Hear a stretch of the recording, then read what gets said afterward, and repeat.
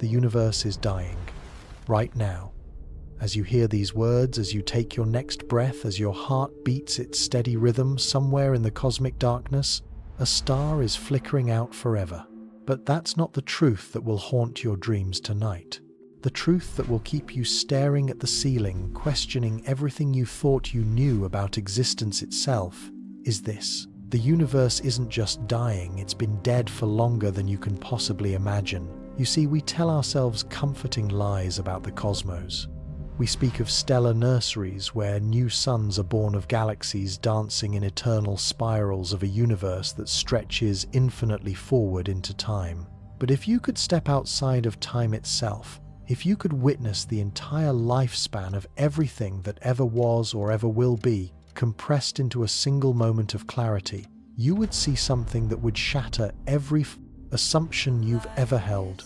You would see that we are not living in the youth of the universe, not even in its middle age.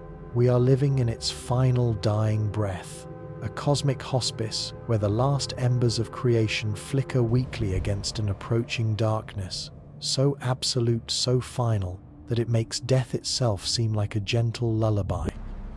Picture this. Imagine the entire history of the universe as a single year. January 1st, the Big Bang erupts from nothingness, space and time burst into existence in a symphony of pure energy. Throughout January and February, the first atoms form hydrogen and helium condensing from the primordial fire. March arrives, and the first stars ignite, massive giants that burn bright and die young, seeding the cosmos with heavier elements. April, May, June, galaxies spiral into existence, cosmic architecture taking shape on scales so vast they mock human comprehension. Our solar system doesn't even begin to form until late August. Life on Earth doesn't crawl from the primordial oceans until mid-November. Dinosaurs thunder across ancient continents for a few hours in late December. Humans, all of recorded human history, every civilization that ever rose and fell, every thought that was ever thought exists in the final few seconds before midnight on December 31st. But here's where the metaphor becomes a nightmare. If the universe's entire history is 1 year, then what happens next? What comes after midnight January 1st of the new year isn't celebration, it's the beginning of the end. And that end doesn't last days or months or even years. It lasts for quintillions of cosmic years, stretching so far into the future that the time between now and the heat death of everything is longer than the time from the Big Bang to now. It is longer by a factor that would fill libraries with zeros. You might wonder how we can possibly know this. How can creatures who have existed for mere seconds in cosmic time dare to predict what will happen across eons so vast that they dwarf the age of our universe? The answer lies in physics, so fundamental, so ironclad in their mathematical certainty that they allow us to peer deeper into the future than we can see into the past. These aren't wild speculations or science fiction fantasies. These are the cold, hard calculations of thermodynamics, the inexorable mathematics of entropy, the quantum mechanical death warrant written into the very fabric of reality itself. But even that isn't the most disturbing truth. The most disturbing truth is this: by the time 1 trillion years have passed, a number so incomprehensibly large that if you started counting from 1 and never stopped, never paused for sleep or food or breath, you would die of old age before you reached even a tiny fraction of it. By that time, the universe will look nothing like what you see when you gaze up at the night sky. Nothing. The familiar constellations gone, the Milky Way galaxy dissolved into chaos, the sun long since swollen into a red giant that consumed the Earth before collapsing into a white dwarf, no bigger than our planet, but containing the mass of a star. Even that white dwarf, after 1 trillion years, will have cooled to a temperature barely above absolute zero. It will be a crystallized sphere of carbon and oxygen floating in absolute darkness through a universe grown so large and cold that matter itself becomes a curiosity. a rare island of substance in an ocean of pure vacuum. And this is just the beginning. 1 trillion years is not the end of the story, it's barely the end of the first chapter. The universe has tricks up its sleeve, cosmic phenomena so strange and terrifying that they make black holes seem welcoming by comparison. Virtual particles that pop into existence from nothingness itself. Quantum tunneling events that can literally rewrite the fundamental constants of physics. The possibility, no, the mathematical certainty that given enough time, every possible arrangement of matter that could ever exist will exist again. This includes exact copies of you reading these exact words in configurations of atoms that spontaneously assemble from the random motion of particles in the far, far future. Think about that for a moment. Really think about it. In a universe with infinite time and finite possibilities, every moment of your life, every word you've ever spoken, every thought you've ever had will happen again. Not metaphorically, not symbolically, literally, exactly. The same atoms arranged in the same way, experiencing the same thoughts, making the same choices, an infinite number of times. The implications are so mind-bending that they challenge not just our understanding of physics, but our very concept of individual identity, free will, and the meaning of existence itself. But we're getting ahead of ourselves. Before we can understand these cosmic mysteries, before we can comprehend the true strangeness that awaits in the deep future, we need to start with what we know. We need to begin with the universe, as it is today in this moment, in what cosmologists call the stelliferous era, the age of stars. An age that, despite containing all of recorded history, all of human civilization, all of the light and warmth and life we've ever known, represents less than 1% of the universe's total lifespan. Stand outside on a clear night and look up. See those stars scattered like diamonds across the velvet darkness. Each one is a nuclear furnace converting hydrogen into helium in reactions so violent they would incinerate our entire planet in milliseconds. Yet from here, they appear as gentle points of light, serene and eternal. This is our cosmic illusion. We see permanence where there is only change. We see eternity where there is only time. We see order where entropy is always, always winning. The star closest to us, our own sun, converts 4 million tons of itself into pure energy every single second. 4 million tons. Every second. The mass of Mount Everest converted to light and heat and radiation gone forever into the cosmic void.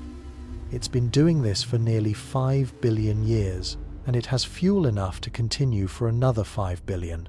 But even that seemingly infinite timescale is nothing less than nothing compared to what we're about to explore.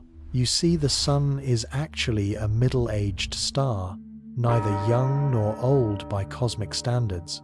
There are stars in our galaxy that make our sun look like an infant, ancient red dwarfs that began shining when the universe was less than 1 billion years old. They will continue burning long after our sun has died. These cosmic survivors will outlive everything you can see in the night sky. They will outlive our galaxy's spiral arms. They will outlive the formation of new stars. They will burn with dim, steady flames for trillions of years into a future so distant that the time between now and then is longer than the entire history of the universe up to this point. And even they will eventually die.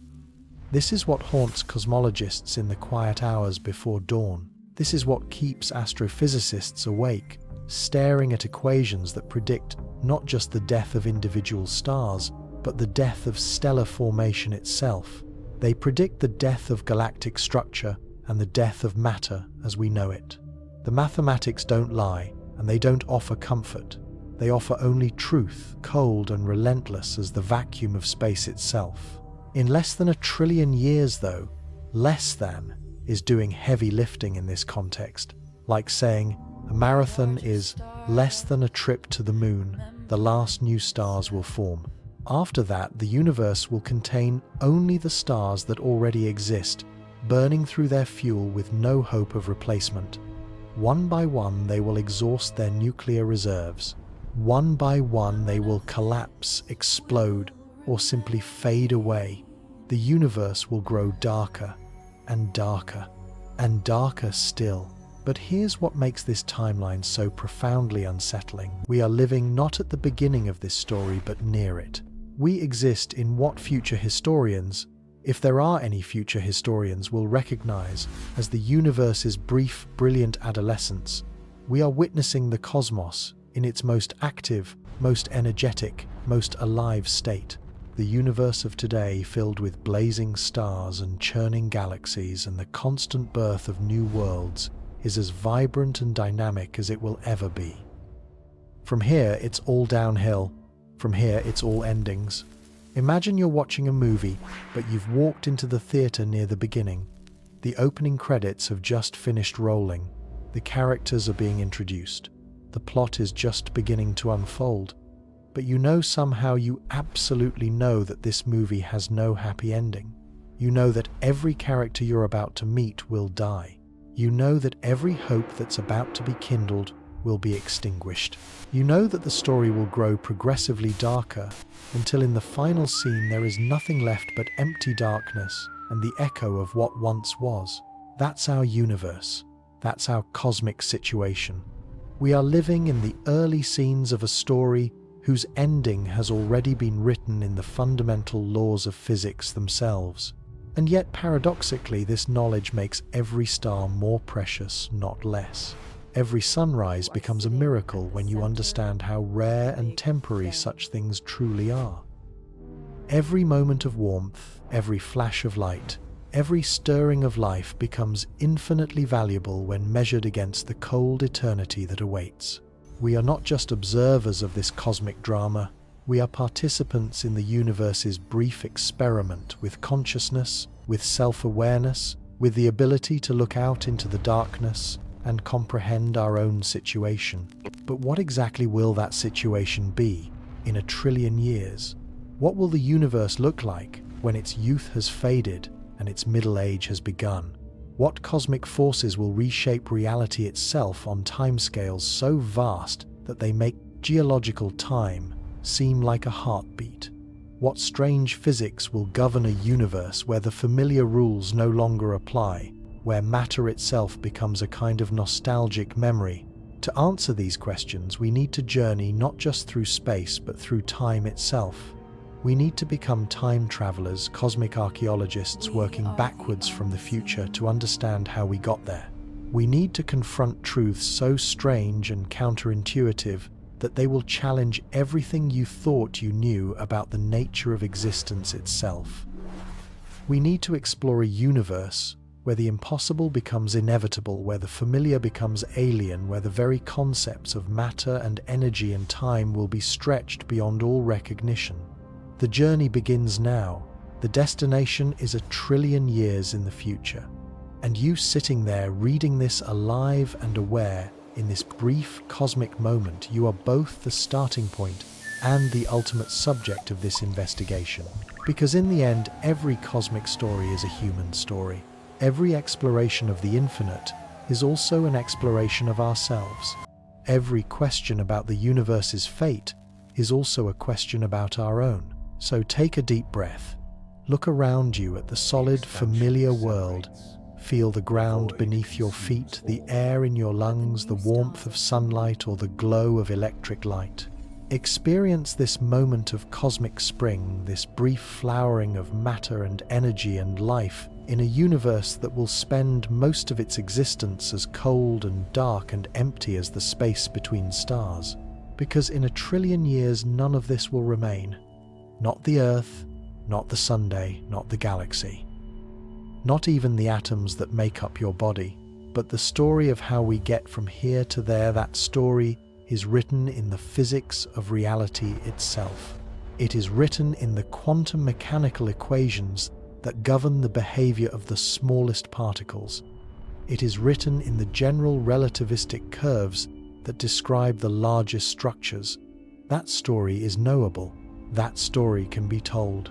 That story begins with a single shocking realization that changes everything you thought you understood about time itself. The Big Bang was not the beginning, it was just the most recent beginning. And 1,000,000,000,000 years from now, it may not even be the most important beginning in cosmic history. Are you ready to discover why? Let's begin with what you think you know about the universe. You've been told that 13.8 billion years ago, everything that exists, all of space, all of time, all of matter and energy, erupted from a single point smaller than the period at the end of this sentence. The Big Bang, they call it. A moment of creation so violent and complete that it brought forth not just everything we can see, but the very stage upon which the cosmic drama would unfold. Space itself, time itself. The fundamental forces that would govern reality for all eternity. This is the story we tell ourselves. This is the comfortable narrative that lets us sleep at night secure in the knowledge that science has solved the mystery of our origins. We have equations, we have evidence, we have cosmic background radiation that still echoes through space, like the dying reverberations of that primordial explosion. We can measure the expansion of space itself, watching distant galaxies flee from us at speeds that would make light jealous. We can calculate backwards through time with mathematical precision, rewinding the cosmic movie until everything converges on that singular moment of birth. But here's the first crack in your understanding, the first hint that reality is stranger and more disturbing than you've been led to believe. The Big Bang wasn't an explosion at all. Think about every explosion you've ever witnessed, every firework bursting in the night sky, every action movie scene where buildings collapse in slow motion. What do you see? Matter expanding outward from a central point, pushing through space, displacing air, creating shock waves that ripple through a pre-existing medium.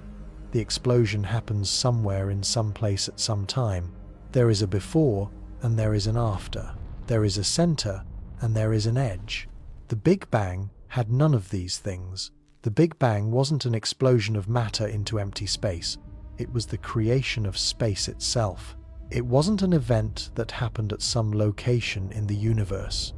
It was the birth of location itself, the moment when the very concept of somewhere came into existence. There was no empty void waiting to be filled, because void itself, nothingness itself, didn't exist until space expanded to create it. Imagine trying to ask where the Big Bang happened. The question itself is meaningless, like asking what color Wednesday is or what the number 7 tastes like. You cannot point to a location in space and say, there, that's where it all began, because every location in space, including the one where you're sitting right now, was once part of that infinitesimally small point. You are sitting at the center of the Big Bang, but so is everyone else. Every atom in your body, every breath of air in your lungs, every photon of light striking your eyes, all of it was once compressed into a region smaller than the smallest thing your mind can possibly conceive. And this leads us to an even more disturbing realization. If the universe has no center, then how can it have an edge? If space itself is expanding, what is it expanding into? The answer will shake you to your core. It's expanding into nothing. Not empty space, that would still be something. Not darkness. Darkness is just the absence of light, but it still requires space to exist within. The universe is expanding into pure, absolute nothingness, creating space as it goes like a cosmic pioneer, charting territories that don't exist until the moment they're explored. Picture a balloon being inflated, but imagine that the balloon's surface is all of reality. There is nothing inside the balloon, nothing outside the balloon. The balloon itself is everything that exists. Now imagine that the balloon isn't expanding into a room, or into air, or into any kind of pre-existing space. The balloon is creating space as it expands, bringing location and direction and distance into existence with every passing moment. This is our universe, but even this analogy fails to capture the true strangeness of what's actually happening. Because here's what will really disturb your sleep. The expansion isn't slowing down, it's accelerating. For decades, cosmologists assumed that gravity would eventually win. They believed that the mutual attraction between all the matter in the universe would gradually slow the expansion, perhaps even reverse it, causing everything to collapse back into a big crunch, the Big Bang, in reverse, a cosmic implosion that would end in the same inconceivable singularity from which everything began. It was a tidy story, a universe with a clear beginning, middle, and end. But the universe doesn't care about tidy stories. In 1998, astronomers studying distant supernovae, stellar explosions so violent and bright that they can outshine entire galaxies, made a discovery that changed everything. They expected to find that these cosmic lighthouses were dimmer than predicted evidence that the expansion of space was slowing down. Instead, they found the opposite. The supernovae were dimmer than expected, not because expansion was slowing, but because it was speeding up. The universe wasn't just expanding, it was expanding faster and faster with each passing moment. Something was pushing space apart with a force stronger than gravity itself, something invisible, mysterious, and utterly alien to everything we thought we understood about physics. They called it dark energy, but the name is really just a confession of ignorance, wrapped in scientific terminology. We don't know what it is, we don't know where it comes from, we don't know why it exists. We only know that it makes up nearly 70% of everything that exists, and it's driving the universe toward a fate stranger than any science fiction writer has ever imagined. But dark energy isn't the only cosmic mystery that will reshape reality in ways that mock our earthbound intuitions. There's something else lurking in the darkness between stars, something that reveals itself only through its gravitational influence on the matter we can see. Something that makes up more than a quarter of the universe, yet remains completely invisible to all of our instruments, all of our telescopes, all of our attempts to understand what the cosmos is actually made of. Dark matter, the ghost in the cosmic machine. Watch a galaxy spin, and you'll witness one of the most beautiful and disturbing phenomena in the universe. Billions of stars, each one a nuclear furnace, massive beyond comprehension, arranged in elegant spiral patterns that stretch across hundreds of thousands of light years. From a distance, galaxies look like cosmic hurricanes, vast pinwheels of light, rotating slowly against the darkness. But look closer, measure the actual speeds at which those stars are moving, and you'll discover something impossible. The stars at the outer edges of galaxies are moving too fast. According to the laws of physics, according to the gravitational influence of all the visible matter in the galaxy, those outer stars should be moving slowly. They should move like the outer planets in our solar system, which take longer to orbit the sun because they're farther away and feel less gravitational pull. But galactic stars don't behave this way. The outer stars whip around the galactic center at speeds that should fling them into intergalactic space like stones thrown from a sling. Yet there they are, held in place by something we cannot see. Imagine watching a carousel where the horses on the outer edge are moving at the same speed as the horses near the center. Your first instinct would be to look for hidden mechanisms, invisible gears and pulleys that explain the impossible motion. That's exactly what astronomers have been doing for decades, searching for the cosmic machinery that keeps galaxies from flying apart. They found evidence of its existence everywhere, in the way galaxies move, in the way they cluster together, in the way light bends around massive structures that seem to contain no visible matter at all. But they've never found the machinery itself. Whatever dark matter is, it interacts with regular matter only through gravity. It doesn't emit light. It doesn't absorb light. It doesn't reflect light. It passes through ordinary matter like cosmic ghosts, invisible and intangible, yet somehow containing 5 times more mass than all the stars, planets, gas clouds, and black holes combined. You are surrounded by dark matter right now.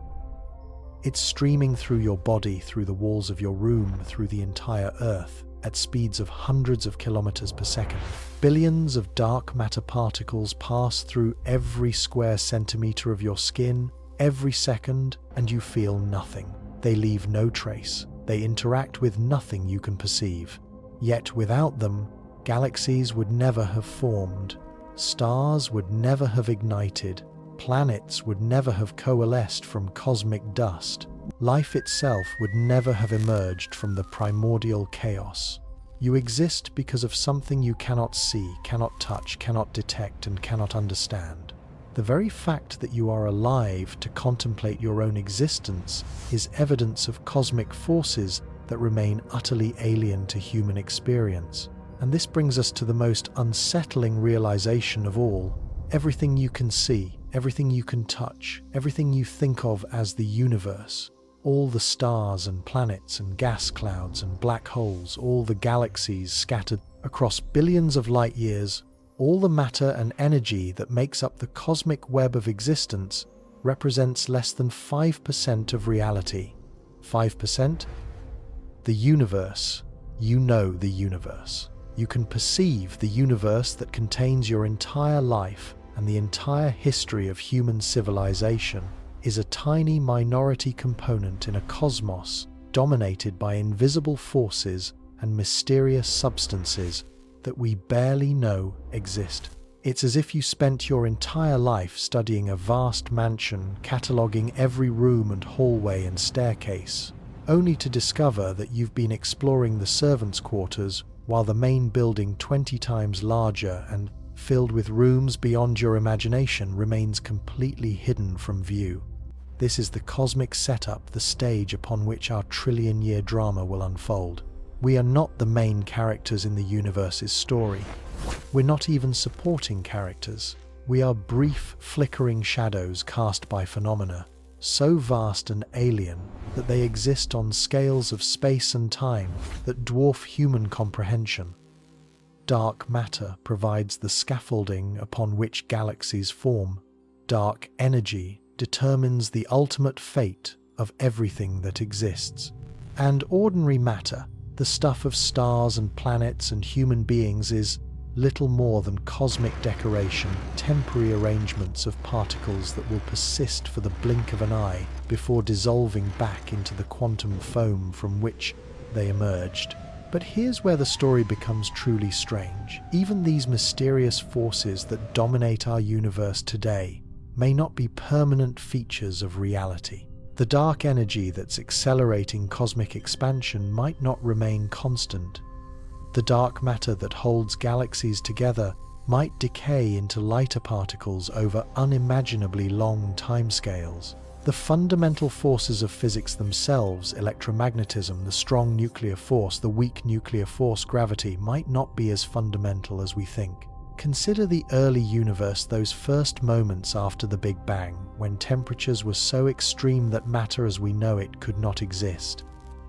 In that cosmic furnace, hotter than the core of any star, stranger than any environment we can create in our most powerful particle accelerators, the four fundamental forces of nature were unified into a single primal force. Gravity, electromagnetism, and the nuclear forces were all aspects of one underlying field, one cosmic principle that governed all interactions between particles and energy. But as the universe expanded and cooled, this unified force began to fragment. First, gravity separated, becoming the weakest but longest-ranging force, the cosmic sculptor that shapes space and time themselves. Then the strong nuclear force broke away, becoming the powerful but short-range glue that holds atomic nuclei together. Finally, as temperatures dropped further, electromagnetism and the weak nuclear force split apart, giving us the four distinct forces that govern physics today. This process of symmetry breaking, of unified forces splitting into separate phenomena as the universe cools, might not be finished. The forces that seem permanent and unchangeable to us living as we do in a universe billions of years old might still be evolving, still breaking apart into new configurations that will reshape the rules of reality itself over the vast timescales we're about to explore. In a trillion years, the universe might not just look different, it might operate according to different laws of physics entirely. And this leads us to an even more profound question. If the fundamental forces can change, if the basic rules of reality can evolve over cosmic time, then what exactly is permanent? What aspects of existence are truly eternal? And what are merely temporary arrangements of energy and matter that happen to persist for timescales so vast that they seem infinite to creatures like us? The answer is simultaneously comforting and terrifying. Almost nothing is permanent. Almost everything you think of as solid, reliable, and eternal, from the atoms in your body to the stars in the sky to the space between them, exists only temporarily sustained by processes and forces that are themselves temporarily nested within larger cycles of creation and destruction that operate on timescales so vast that they make the age of the universe seem like a single heartbeat. But there is one thing that appears to be truly eternal, one principle that governs all change and remains unchanged itself. It's not a force or a particle or a field. It's not something you can see or touch or measure directly. It's a mathematical principle, a cosmic accounting system that keeps track of every interaction, every transformation, every moment of creation and destruction in the universe. Entropy. The tendency of all systems to move from order toward disorder, from complexity toward simplicity, from low probability configurations toward high probability ones. The second law of thermodynamics, often called the most depressing law in physics because it guarantees that everything will eventually wind down, spread out, and fade away. Entropy is why hot coffee grows cold. Entropy is why ice melts in summer. Entropy is why your room becomes messy if you don't actively clean it. Entropy is why living things age and die. Entropy is why stars burn out. Entropy is why galaxies will eventually dissolve into isolated particles wandering through ever-expanding space. Entropy is the cosmic tax collector taking its cut from every process, every reaction, every moment of existence, ensuring that the universe as a whole becomes more disordered, more spread out, more cold and dark and empty with each passing moment. And here's the crucial point. Entropy always increases.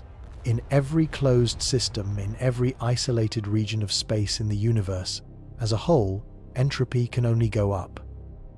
Energy can be neither created nor destroyed, but it can be transformed from useful forms. The concentrated nuclear energy of stars, the organized motion of planets, the chemical energy stored in living cells into useless forms, heat radiating into empty space, random motion of particles, the kind of energy that can never again be harnessed to create complexity or life or consciousness. This is the true arrow of time, the cosmic process that distinguishes past from future and gives direction to the story of everything that exists.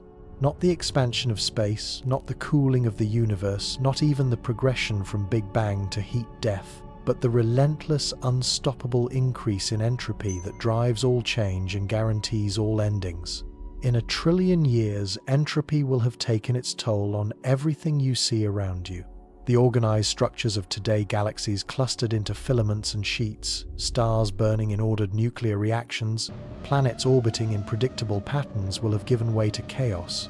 The energy that now powers stellar fusion will have been radiated away into space, spread so thin that it can never again be concentrated into anything useful. The matter that now forms complex structures will have been scattered by random motions across volumes so vast that meaningful interactions between particles become virtually impossible. But even this vision of cosmic heat death, this image of a cold, dark, empty universe populated only by isolated particles wandering through infinite space, may not represent the final state of reality. Because there's something else lurking in the equations of physics, something so strange and counterintuitive that it challenges our basic concepts of permanence and impermanence, of order and disorder, of existence and non-existence. Quantum mechanics, the physics of the very small, where particles exist in multiple states simultaneously, where the act of observation changes, the thing being observed, where empty space itself seethes with virtual particles popping into and out of existence, where the familiar laws of cause and effect break down into probability clouds and uncertainty principles. In the quantum realm, nothing is quite real until it's measured. Particles don't have definite positions or velocities until someone looks for them. Empty space isn't really empty, but filled with quantum fluctuations, temporary violations of energy conservation that are allowed as long as they happen quickly enough that the universe's cosmic bookkeeping system doesn't notice. Reality at the smallest scales is not a solid, reliable foundation upon which larger structures can be built, but a shifting probabilistic foam where the impossible happens routinely and the certain becomes uncertain. And here's the most disturbing implication. If quantum mechanics applies to small systems, and if large systems are made up of small systems, then quantum mechanics should apply to everything, including the universe as a whole, including the vacuum of empty space, including the fundamental constants of physics themselves. This means that even in the far future, even in the cold, empty universe of maximum entropy, quantum fluctuations will continue. Virtual particles will continue to pop into existence from nothingness, borrow energy from the cosmic vacuum, and disappear back into the quantum foam. Most of these fluctuations will be tiny, insignificant, lasting for infinitesimally small fractions of a second. But given enough time, and we're talking about timescales that make 1 trillion years seem like a fleeting moment, rare, improbable fluctuations will eventually occur. Fluctuations large enough to create particles from empty space. Fluctuations complex enough to assemble those particles into atoms, molecules, perhaps even more complex structures. Given infinite time and the probabilistic nature of quantum mechanics, every possible arrangement of matter that could ever exist will eventually spontaneously assemble from random quantum fluctuations in empty space, including you, including this moment, including every word you've ever spoken and every thought you've ever had. In the unimaginably distant future, when the stars have died and the galaxies have dispersed and the black holes have evaporated and nothing remains but cold, empty space, filled only with the random dance of quantum fluctuations, perfect copies of you will spontaneously assemble from the vacuum. They will experience this exact moment, reading these exact words, thinking these exact thoughts, completely unaware that they are quantum fluctuations in a universe so old that its current age represents an infinitesimally small fraction of the time that has passed. But that's not the strangest implication of quantum cosmology. The strangest implication is this: if the universe itself is a quantum system, then it too might be subject to quantum fluctuations. The fundamental constants that govern physics, the strength of gravity, the charge of the electron, the speed of light, might not be truly constant after all. Given enough time, quantum tunneling events might cause these constants to jump to new values, completely rewriting the rules of physics and transforming the universe into something utterly alien to our current understanding. Imagine a universe where gravity is slightly stronger, where stars burn faster and die younger, where planetary orbits are unstable and life as we know it cannot exist. Imagine a universe where electromagnetism works differently, where atoms cannot form, where matter itself cannot hold together in stable configurations. Imagine a universe where space has more than 3 dimensions, where time runs backwards, where causality itself breaks down. All of these are possible futures, possible quantum states that the universe might tunnel into given enough time. And in the context of eternity, given truly infinite time, all of them will eventually happen. The universe will explore every possible configuration of laws, constants, and initial conditions. It will be every possible universe that could ever exist. This is the cosmic setup, the stage upon which our trillion-year drama will unfold. We live in a universe dominated by invisible forces, governed by probabilistic laws heading toward futures so strange and alien that they challenge our basic concepts of reality itself. We are temporary arrangements of matter and energy, brief fluctuations in the cosmic quantum field, conscious patterns that emerged from chaos and will return to chaos, yet somehow capable of understanding our situation, of contemplating our fate, of imagining what the universe will look like when everything familiar has faded into nothingness. And that journey from the universe of today, filled with light and structure and the possibility of life, to the universe of the far future, cold and dark and seemingly empty yet pregnant with infinite quantum possibilities, that journey begins with the death of the stars, the slow, inexorable process by which the cosmic furnaces that power everything we know will one by one exhaust their fuel and fade into darkness, leaving behind only the cooling embers of what once blazed with the fire of creation itself. The stelliferous era is ending, the age of starlight is drawing to a close, and what comes after will test the limits of imagination itself.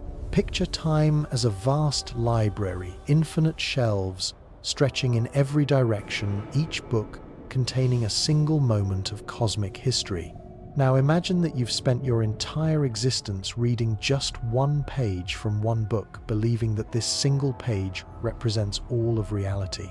The page describes a universe filled with stars and galaxies, a cosmos buzzing with energy and possibility.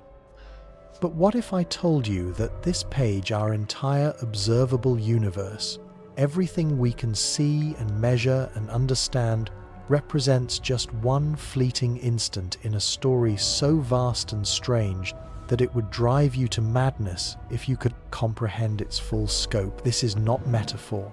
This is not poetry. This is the literal truth revealed by our deepest theories of space and time. Theories so mathematically precise and experimentally verified that they have become the foundation of modern physics, yet so conceptually alien that they seem more like cosmic horror than scientific fact. Consider Einstein's theory of general relativity, the geometric description of gravity that has passed every experimental test we've devised for over a century. According to this theory, time is not a river flowing from past to future, carrying us along in its current. Time is a dimension like length or width or height, and all moments past, present, and future exist simultaneously in what physicists call the block universe. Every second of your life, every thought you've ever had, every word you're reading right now, exists eternally in this four-dimensional structure called space-time. But here's where the cosmic horror begins. If all moments exist simultaneously, if the future is as real and permanent as the past, then what we call now is nothing more than a subjective illusion. Your sense of moving through time, of experiencing one moment after another in sequence, is no more real than a character in a novel, believing they're living their story as it unfolds, unaware that every page of their existence has already been written. From the perspective of the block universe, the trillion-year future we're exploring isn't approaching, it's already there, as fixed and immutable as yesterday's breakfast. Somewhere in the geometric structure of space-time, the cold, dark universe of the far future exists right now. Every particle position determined every quantum state, specified every moment of the cosmic endgame, playing out in eternal, unchanging detail. But this raises a paradox that will haunt every page of our trillion-year journey. If the future already exists, then how can we speak meaningfully about cosmic evolution, about change, about the universe becoming something different? How can we trace the path from the vibrant cosmos of today to the empty wasteland of tomorrow. If both states exist simultaneously in the unchanging architecture of space-time, the answer lies in understanding that change itself is an illusion created by consciousness moving through a static landscape. Imagine a movie reel containing every frame of a film from beginning to end. The reel itself doesn't change, every image exists simultaneously on the physical medium. But when you project the film, consciousness experiences the illusion of motion, of narrative, of beginning and ending, as it encounters each frame in sequence. This is our situation in the block universe. Cosmic evolution, the birth of stars, the formation of galaxies, the eventual heat death of everything isn't a process happening to the universe.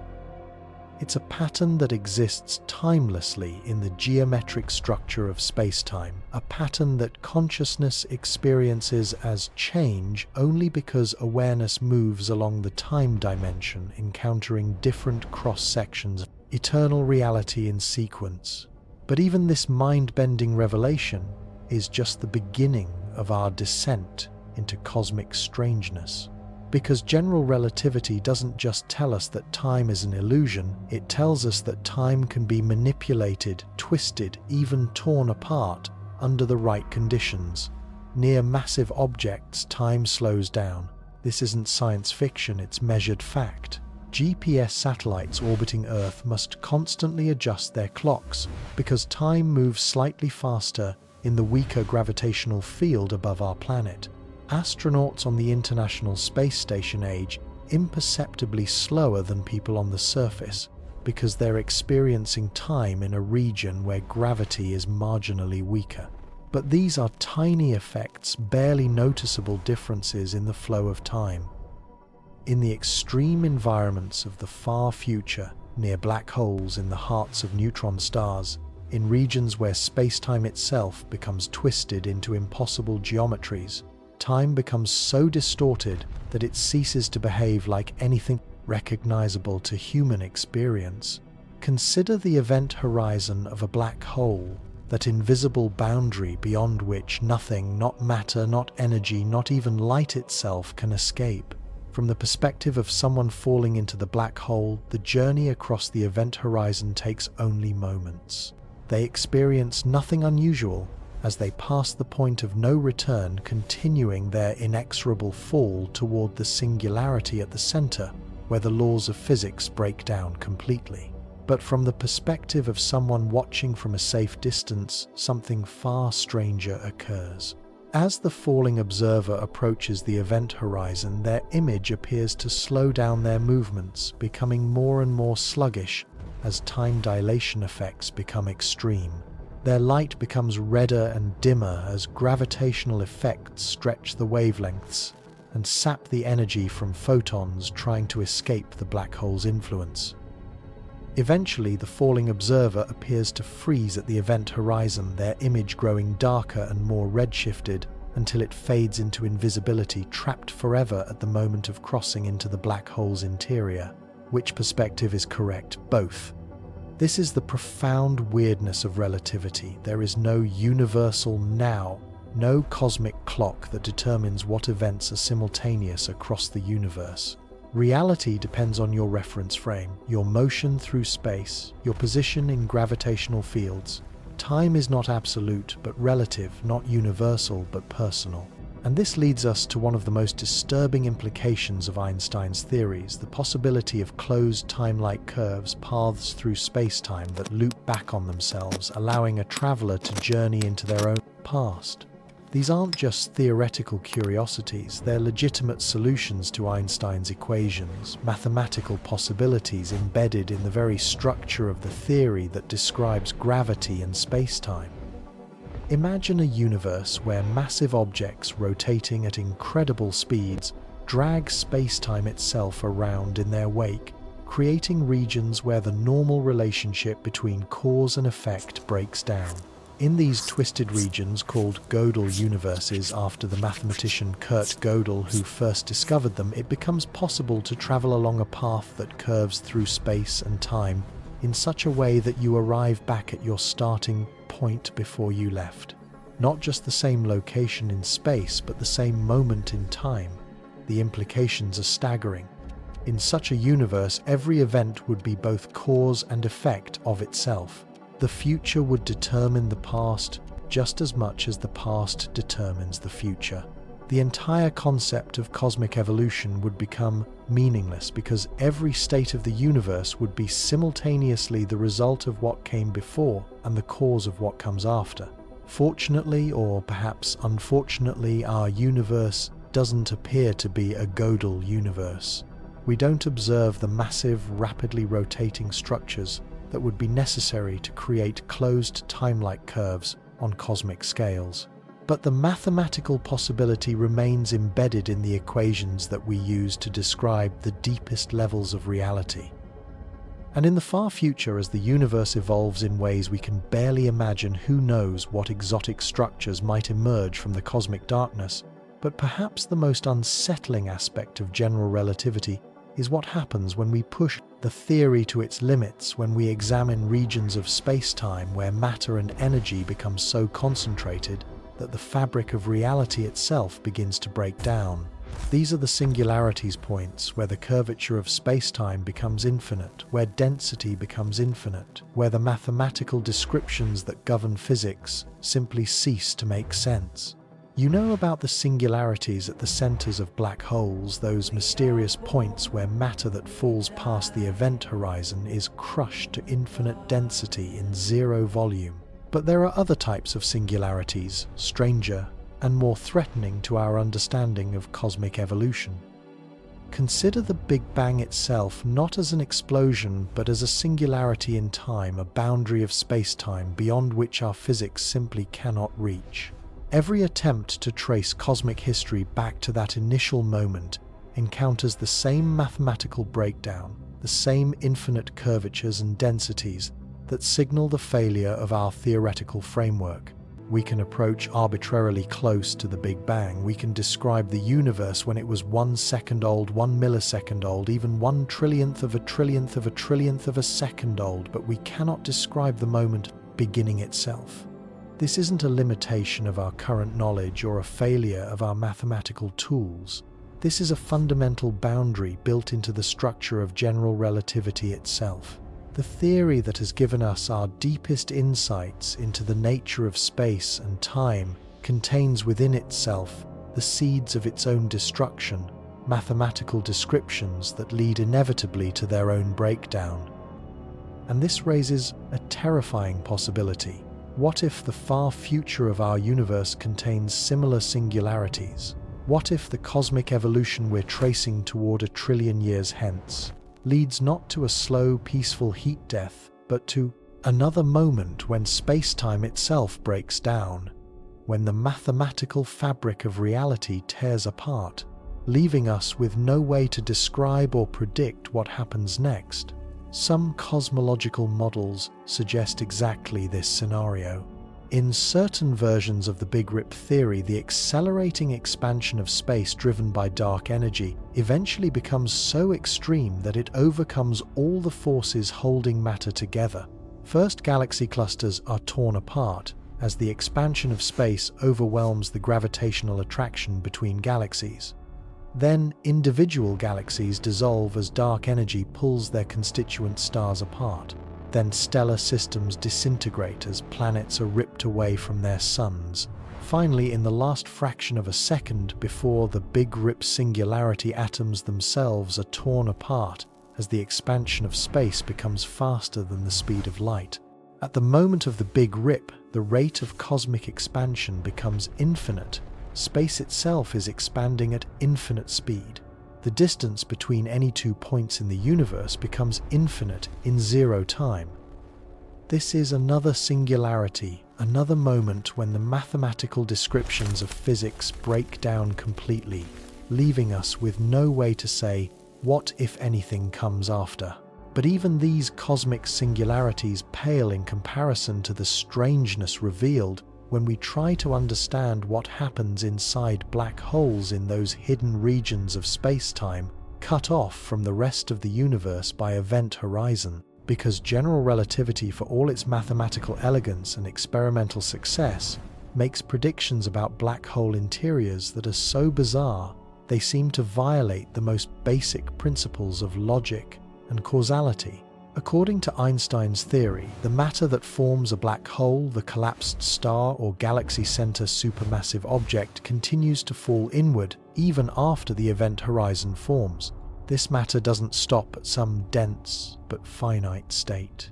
It continues collapsing, its density increasing without limit, until it reaches the central singularity, where density becomes literally infinite and the volume occupied by the matter shrinks to zero. But here's the paradox that keeps theoretical physicists awake at night.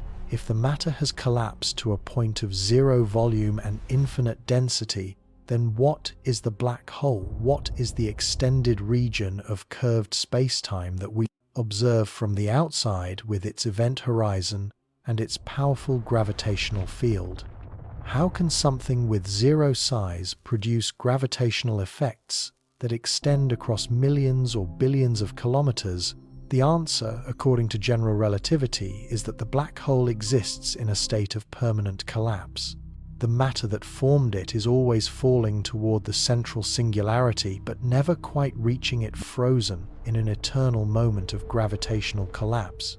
From the perspective of someone outside the black hole, the collapse appears to slow down and freeze at the moment of event horizon formation. But from the perspective of the falling matter itself, the collapse continues inexorably toward the central singularity. Both perspectives are mathematically valid solutions to Einstein's equations. Both represent equally correct descriptions of the same physical reality. But they seem to contradict each other in fundamental ways.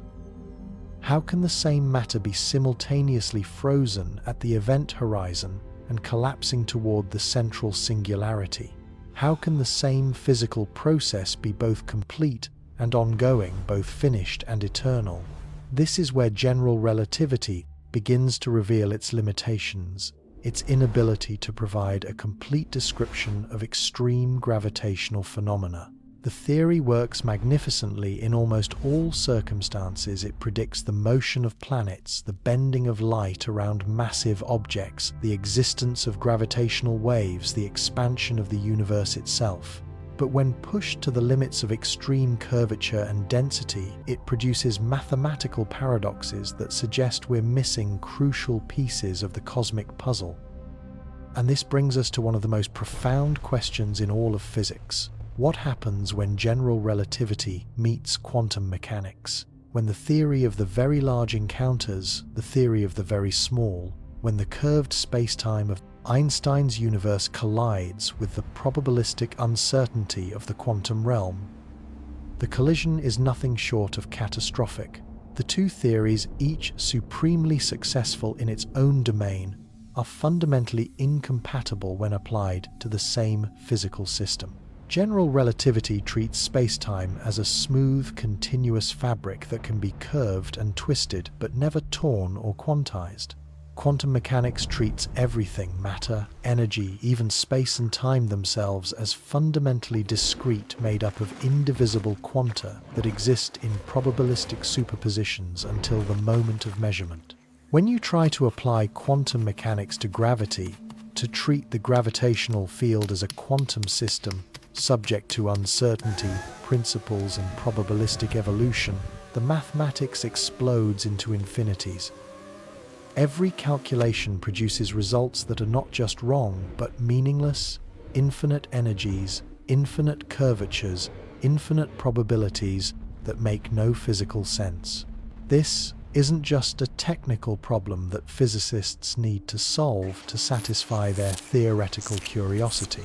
This is a fundamental crisis in our understanding of reality itself, because there are physical situations where both quantum mechanics and general relativity should apply simultaneously. Inside black holes where matter is compressed to quantum scales but gravitational fields are still strong enough to curve space-time dramatically. In the first moments after the Big Bang, when the entire universe was smaller than a proton but contained all the matter and energy that would eventually form billions of galaxies, In the far future, when black holes evaporate through quantum processes that create particle pairs from the curved spacetime near their event horizons, all of these phenomena require a quantum theory of gravity, a unified description that combines Einstein's geometric vision of spacetime with quantum mechanics' probabilistic reality. But despite decades of intense research, despite the brilliant minds of thousands of physicists working on the problem, we still don't have such a theory. We have partial insights: string theory, loop, quantum gravity, causal dynamical triangulation, but no complete experimentally verified description of quantum gravity. And this means that our trillion-year journey into the cosmic future is fundamentally incomplete. We can trace the evolution of stars and galaxies using general relativity. We can predict the behavior of particles and quantum fields using quantum mechanics.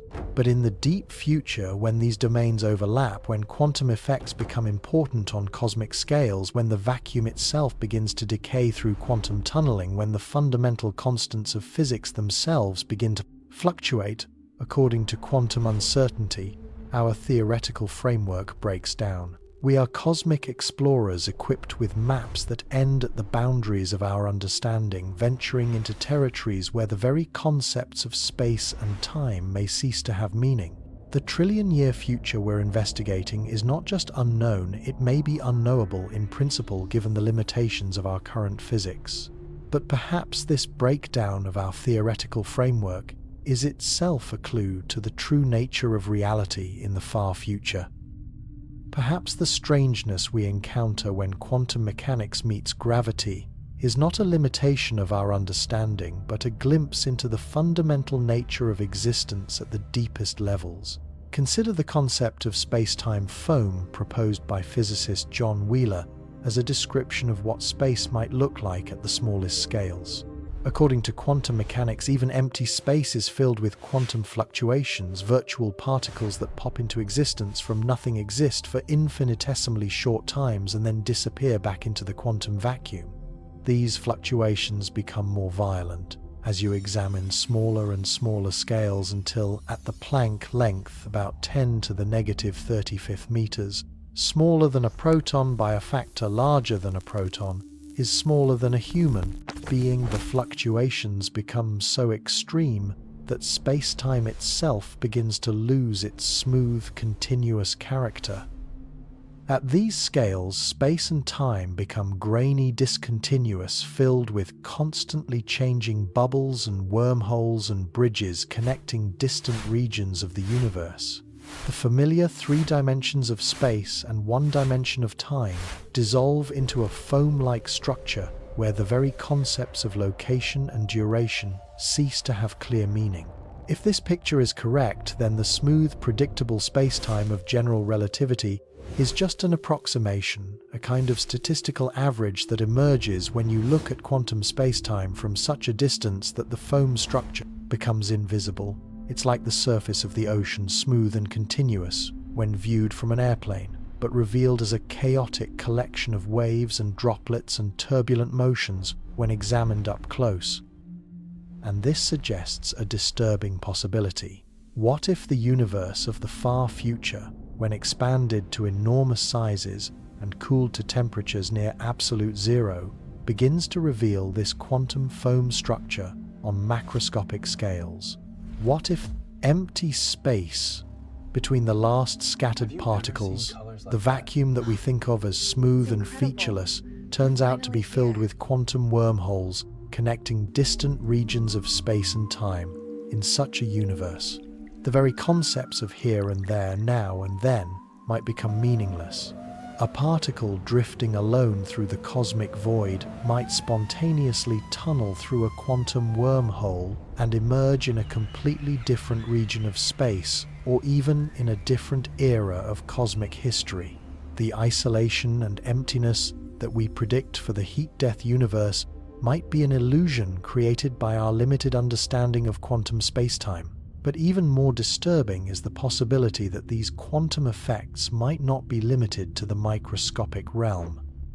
In the far future, when the energy density of the universe has decreased to incredibly low levels, quantum fluctuations might become the dominant source of energy and matter creation.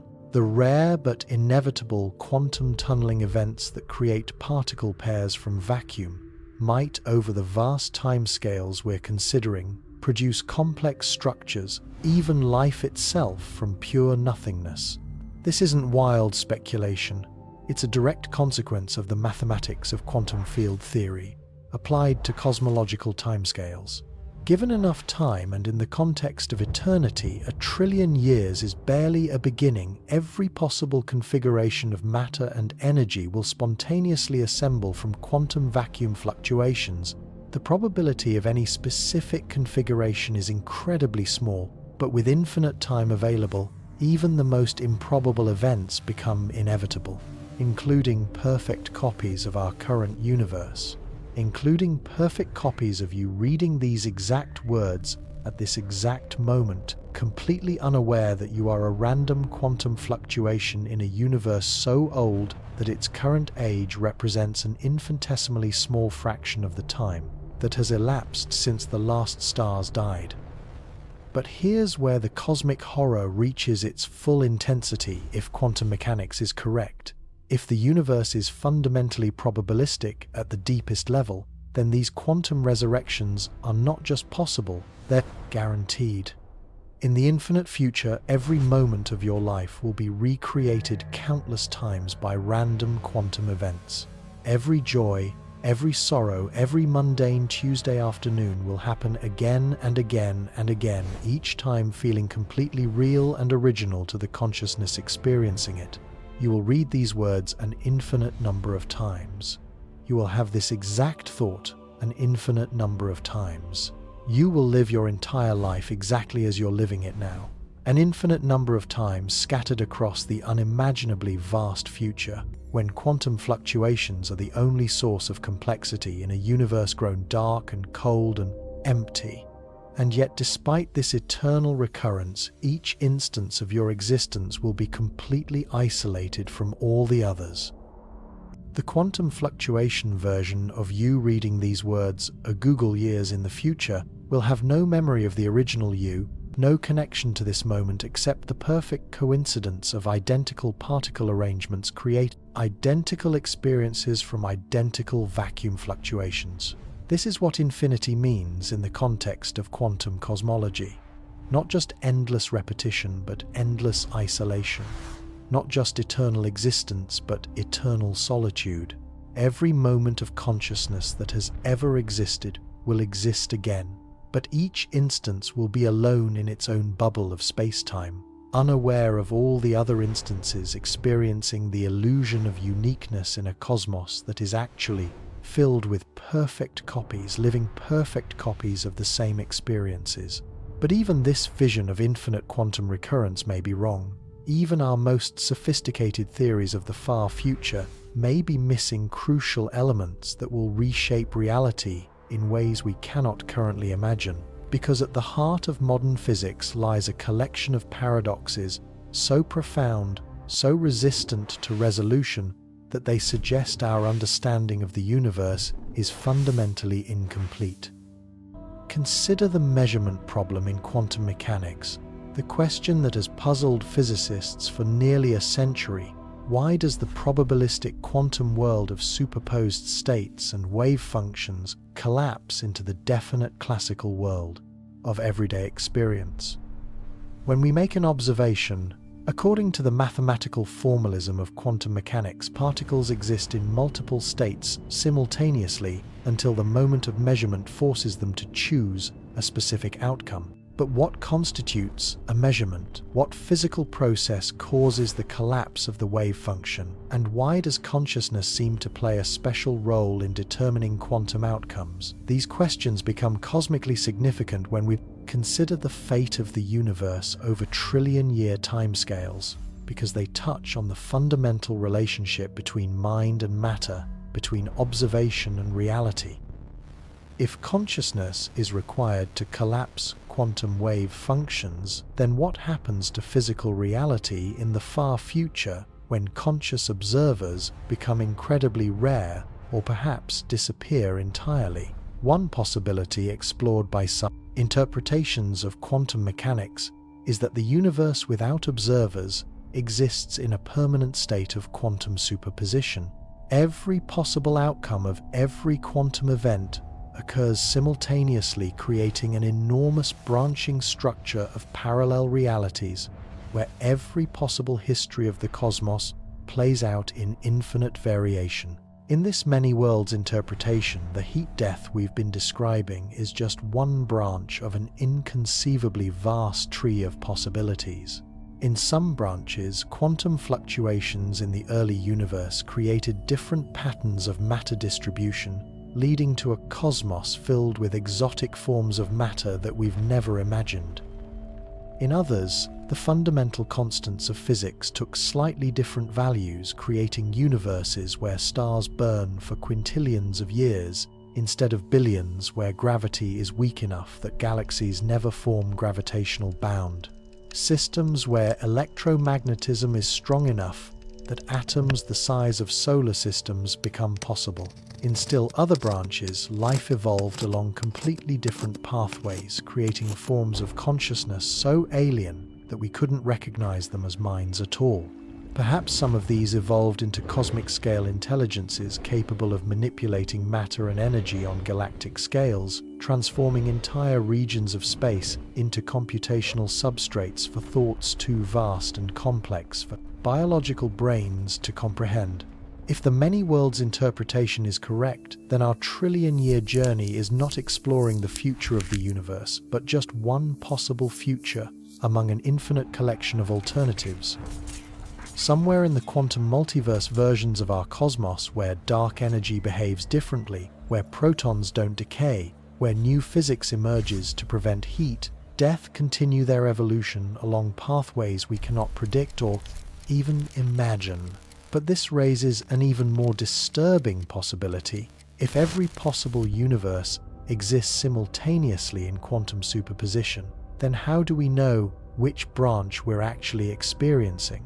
How can we be sure that the laws of physics we've discovered through centuries of careful experimentation represent the true nature of reality, rather than just the particular branch of the quantum multiverse in which we happen to find ourselves? The answer is that we can't be sure.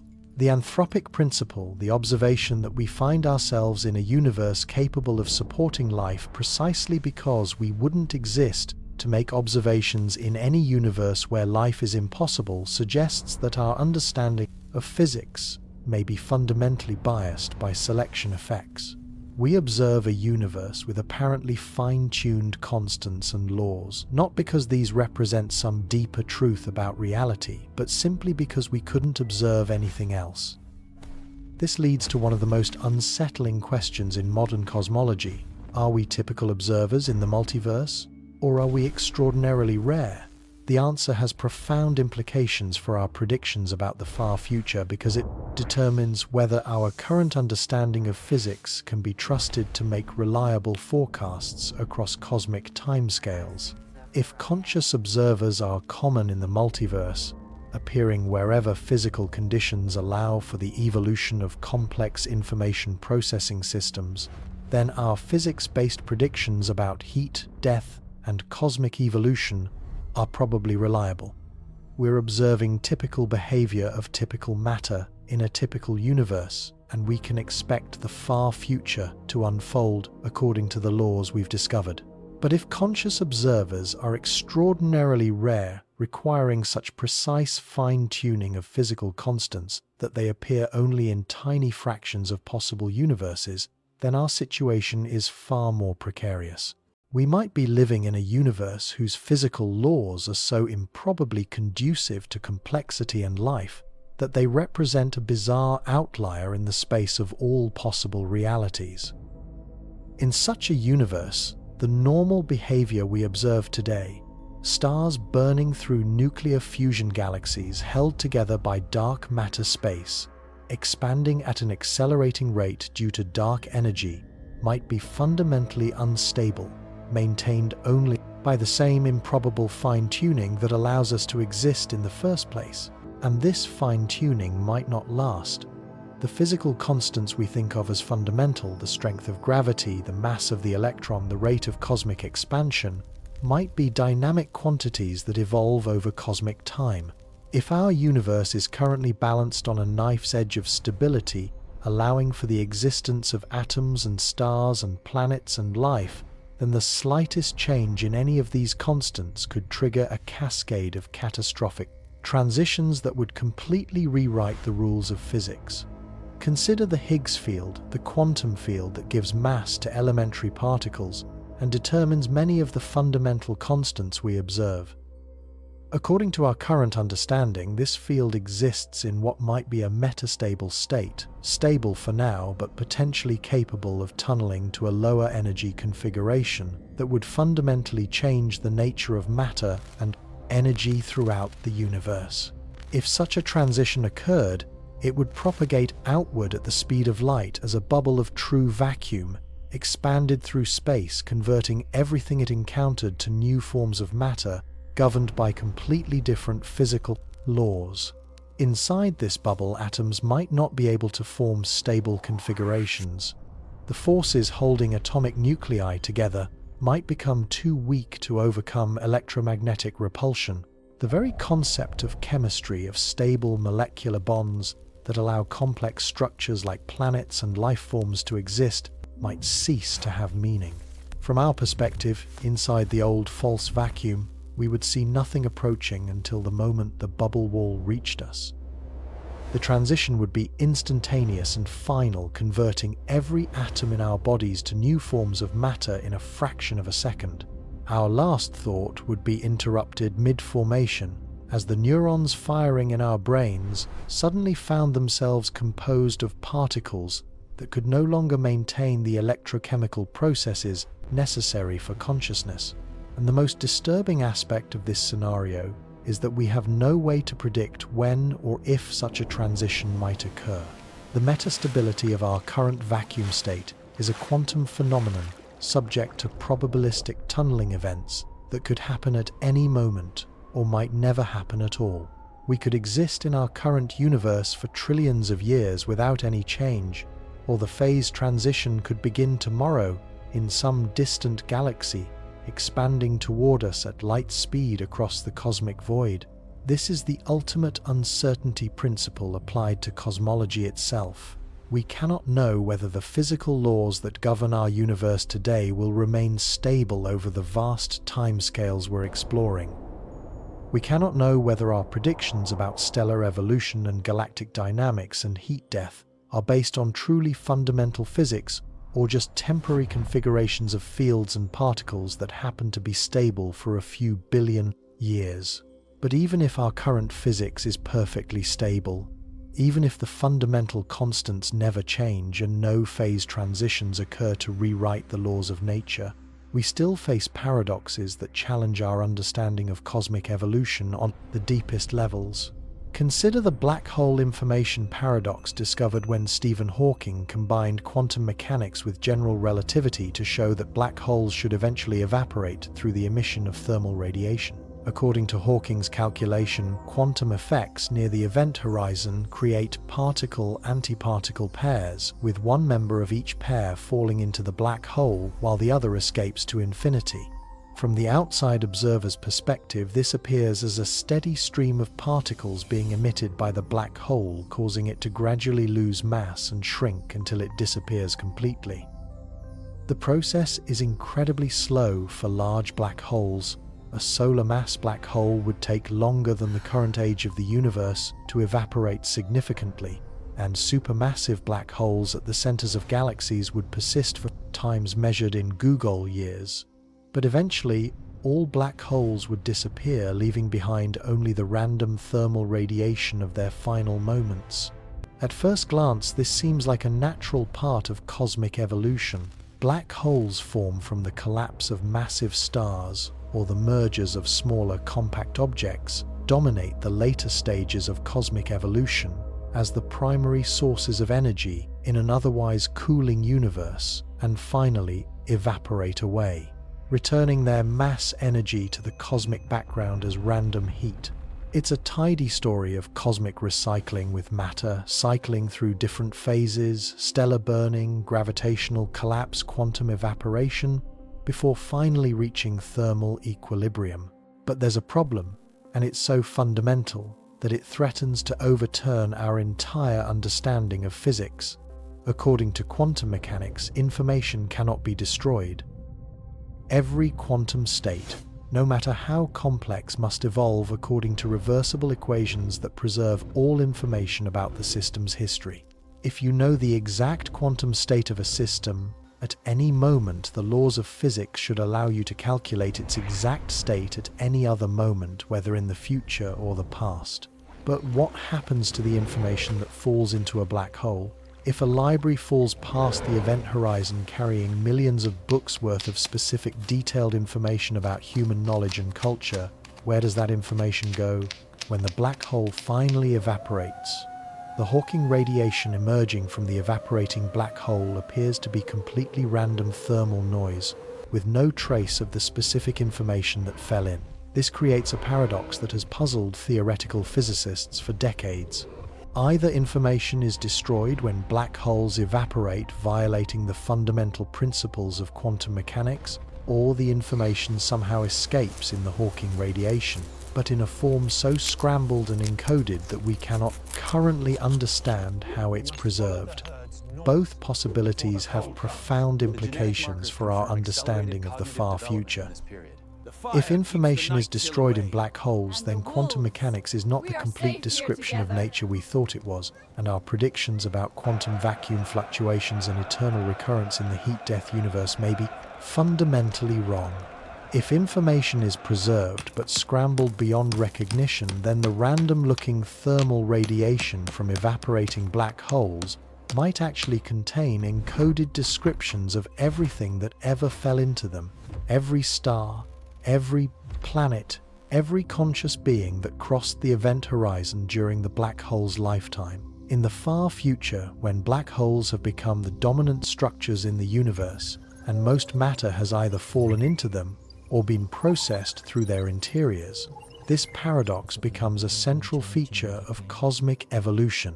The entire history of our universe, every moment of every conscious experience, every thought that was ever thought, every pattern of matter that ever existed might be encoded in the apparently random radiation emerging from evaporating black holes. Some physicists have proposed that this information isn't truly lost, but instead gets spread across the black hole's event horizon in a holographic encoding, where the three-dimensional information falling into the black hole gets mapped onto the two-dimensional surface of the event horizon. In this picture, black holes are not voids that swallow information, but rather cosmic storage devices that preserve all information in a highly compressed form. If this holographic principle is correct, then the evaporation of black holes in the far future might be better described as the decompression and release of vast amounts of information that has been stored in holographic form for eons. The random-looking Hawking radiation might actually be carrying perfect descriptions of entire civilizations, complete records of biological and technological evolution, perhaps even conscious experiences themselves encoded in quantum correlations between outgoing photons. But retrieving this information would require computational capabilities far beyond anything we can currently imagine. The encoding is so dense and so scrambled that decoding it would require processing power comparable to the black hole itself.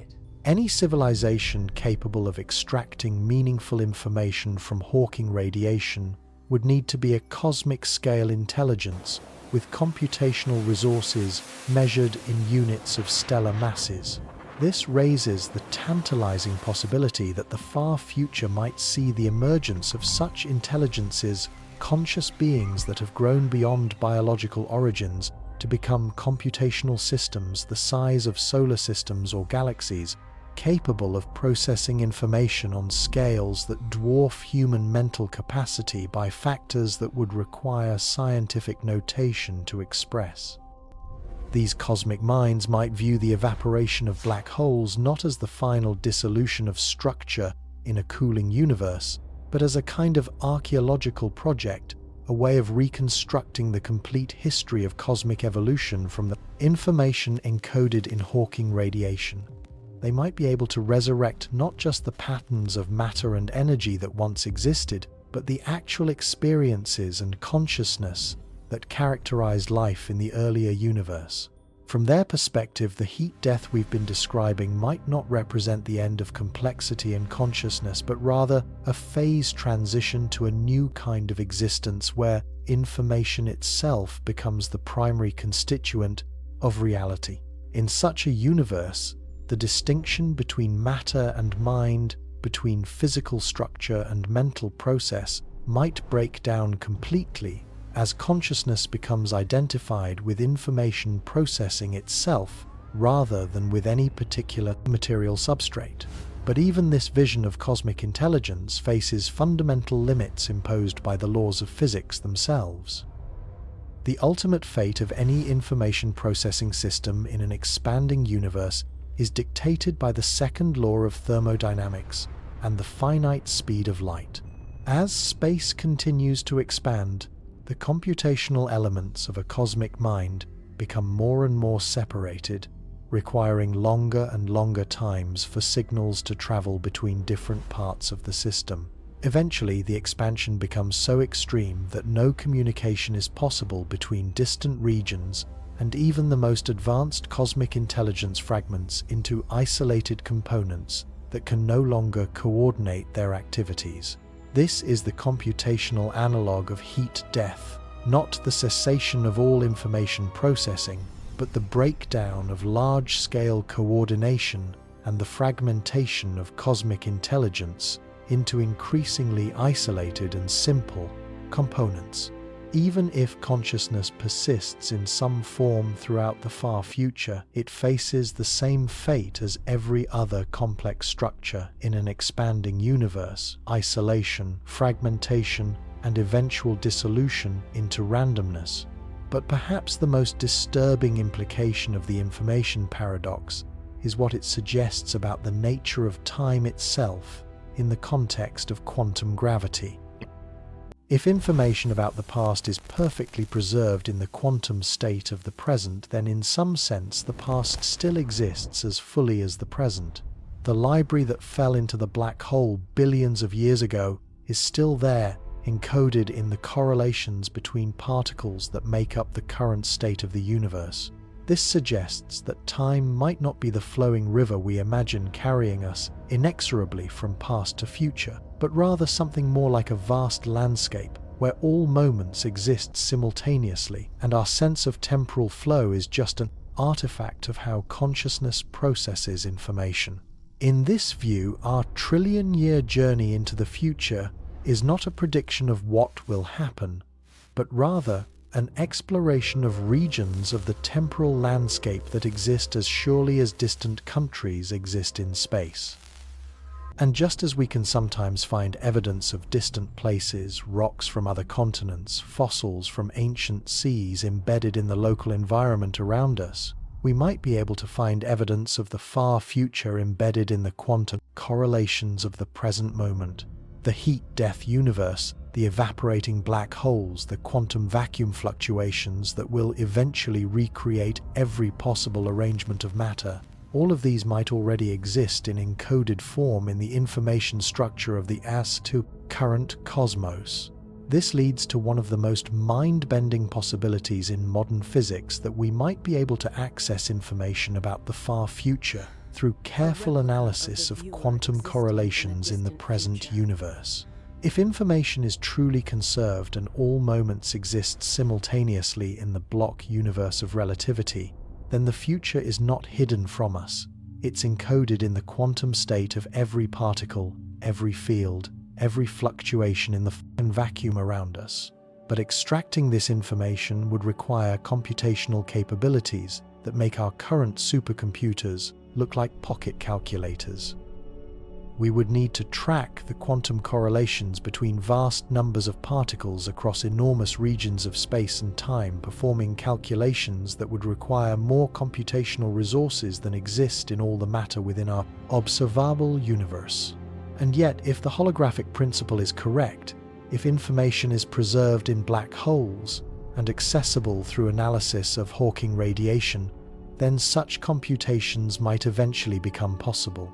Cosmic intelligences of the far future working with the computational substrates provided by entire galaxies' worth of matter and energy might be able to decode the quantum information structure of space-time itself. They might discover that what we call the past and the future are just different ways of organizing the information contained in the eternal present of the block universe.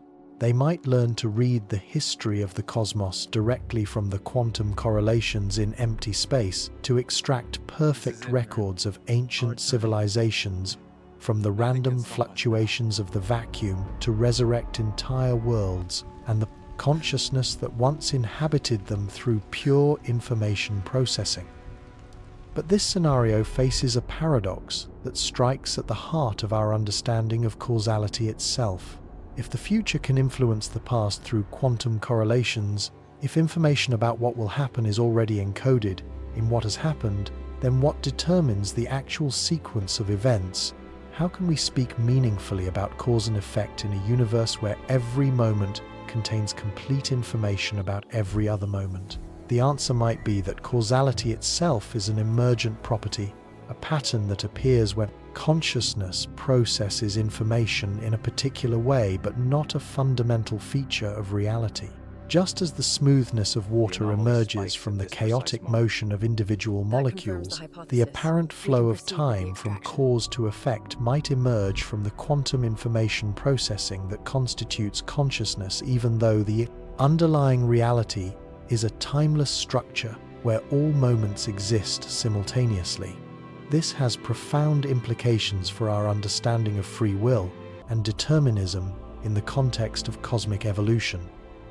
If the far future already exists encoded in the quantum correlations of the present, then is cosmic evolution truly an open-ended process of exploration and discovery, or is it simply the playing out of a story that has already been written in the mathematical structure of space-time? The question becomes even more complex when we consider the role of consciousness in quantum mechanics. Some interpretations suggest that conscious observation is required to collapse quantum wave functions to transform the multiple potential realities of quantum superposition into the single definite reality we experience. If this is true, then consciousness doesn't just observe cosmic evolution, it actively participates in creating it, choosing which branch of the quantum multiverse becomes real through the act of measurement and observation. In this view, the far future is not predetermined, but rather exists as a vast landscape of quantum possibilities that conscious observers help to actualize through their choices and observations. The heat death we've been exploring might be just one possible branch of cosmic evolution selected from an infinite array of alternatives by the collective choices of all conscious beings throughout the history of the universe. But this raises another disturbing possibility. What if the conscious observers making these quantum choices are not distributed randomly throughout the possible branches of cosmic evolution? What if there are selection effects that bias the quantum choices toward particular types of futures? Consider the anthropic principle again, but applied to the quantum multiverse rather than just the selection of physical constants. If consciousness is more likely to emerge and persist in certain types of universes than in others, then the branches of quantum evolution that support long-lived technologically advanced civilizations will be overrepresented in the ensemble of observed realities. This could mean that the typical future of the universe, as experienced by conscious observers, might be very different from the future predicted by purely physical considerations. Instead of heat death and cosmic emptiness, the anthropically weighted future might be dominated by scenarios where intelligent life finds ways to survive and thrive despite the apparent physical constraints imposed by entropy and expansion.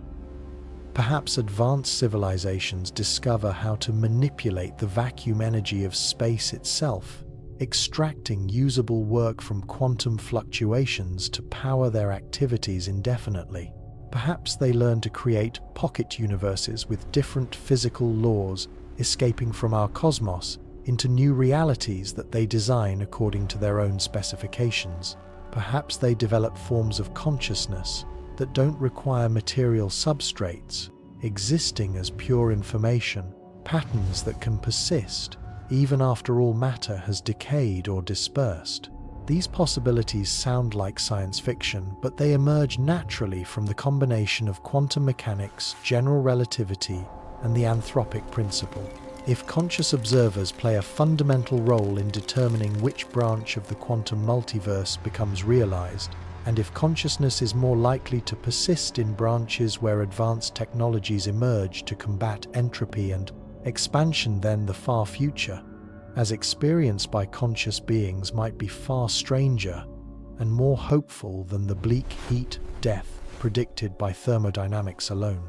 But even this optimistic scenario faces fundamental limits that may be impossible to overcome. The accelerating expansion of space driven by dark energy appears to be accelerating exponentially, doubling the scale of the universe at regular intervals.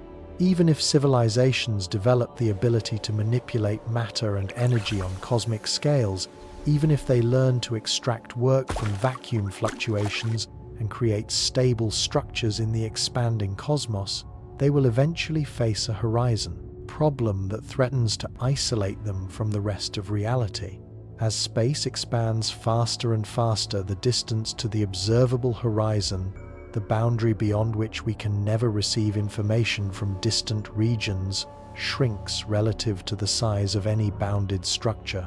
Eventually, even the most advanced cosmic civilization will find itself trapped within a region of space that contains only a finite amount of matter and energy, cut off from the rest of the universe by the exponential expansion of space itself. Within this bounded region, the laws of thermodynamics still apply.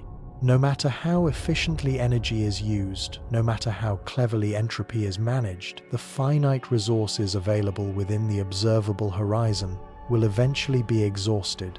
Any information processing system, no matter how advanced, will eventually run out of free energy and succumb to thermodynamic equilibrium. This is the ultimate heat death, not of the universe as a whole, but of every bounded region within it. Each conscious observer, no matter how technologically advanced, will eventually find themselves alone in a finite volume of space, with diminishing resources and no possibility of rescue from outside. The exponential expansion that initially appeared to provide unlimited room for growth ultimately becomes a prison that isolates every conscious being within their own shrinking bubble of accessible reality. And yet, even this scenario might not represent the final word on cosmic evolution, because it assumes that space and time themselves are fundamental features of reality rather than emergent properties of some deeper structure. If our universe is actually a holographic projection from a higher dimensional space, if the three dimensions we experience are just shadows cast by more fundamental processes occurring on the surface of a cosmic black hole, then the expansion and heat death we observe might be artifacts of our limited perspective rather than fundamental features of reality itself. Some versions of string theory suggest exactly this possibility. In these models, what we perceive as a four-dimensional universe expanding through space and time is actually the holographic boundary of a five-dimensional anti-de Sitter space, where the rules of physics are fundamentally different. From the perspective of this higher dimensional reality, the heat, death, and cosmic isolation that appear inevitable to us might be just temporary phases in a more complex evolutionary process that we cannot currently perceive or understand. If such models are correct, then our trillion-year journey into the cosmic future might be exploring only one facet of a much larger and stranger reality. The consciousness that we think will be isolated and eventually extinguished by expansion and entropy, might actually be part of a higher dimensional information processing system that transcends the apparent boundaries of space and time. But even this possibility faces the ultimate mystery that haunts all of our speculations about the far future, the hard problem of consciousness itself. We can describe in exquisite detail the physical processes that occur in brains, the electrochemical signals that correlate with thoughts and experiences, the information processing that appears to underlie memory and perception and decision-making. But we have no explanation for why these physical processes should be accompanied by subjective experience, by the felt sense of being a conscious observer rather than just a complex information processing system. This explanatory gap becomes a cosmic chasm when we try to understand what consciousness might become in the far future.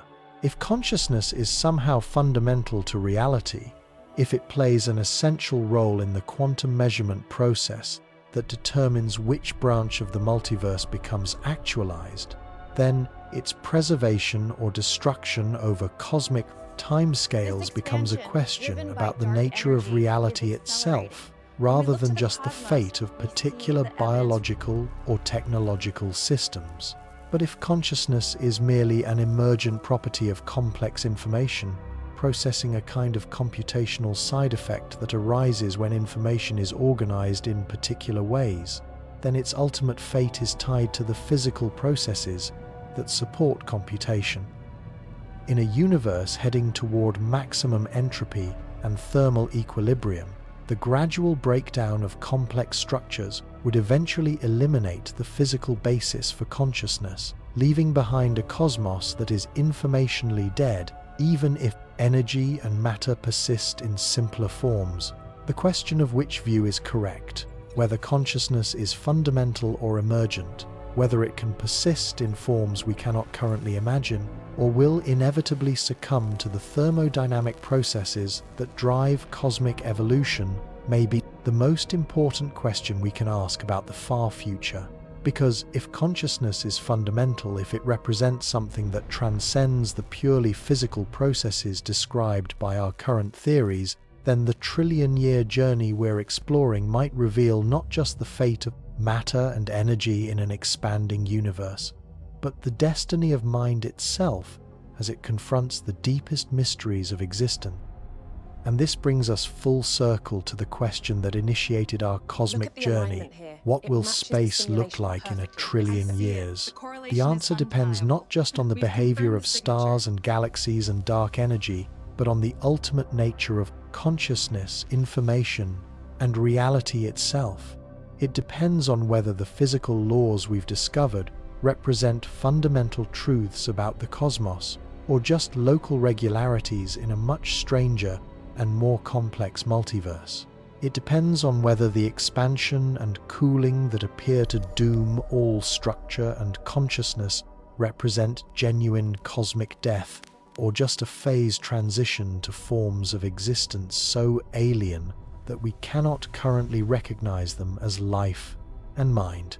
It depends on whether the quantum information that constitutes our current reality will be preserved and potentially reconstructed in the far future, or whether it will be lost forever in the random thermal noise of maximum entropy.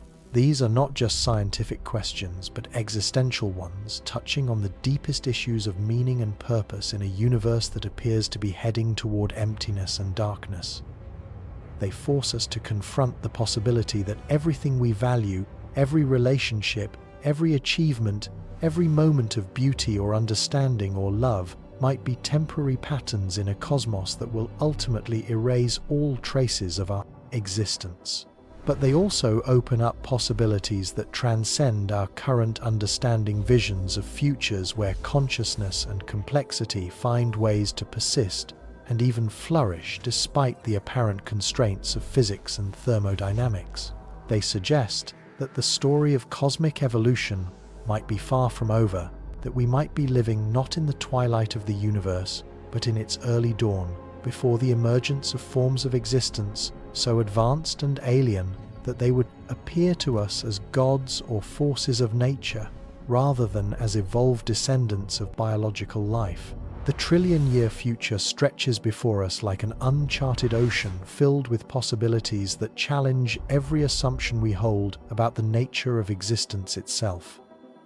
To explore that future, to understand what it might hold and what it might mean for consciousness and meaning in an apparently meaningless cosmos, we must venture beyond the comfortable boundaries of current knowledge into the realm where physics becomes philosophy and science fiction becomes the only language adequate to describe the full strangeness of reality.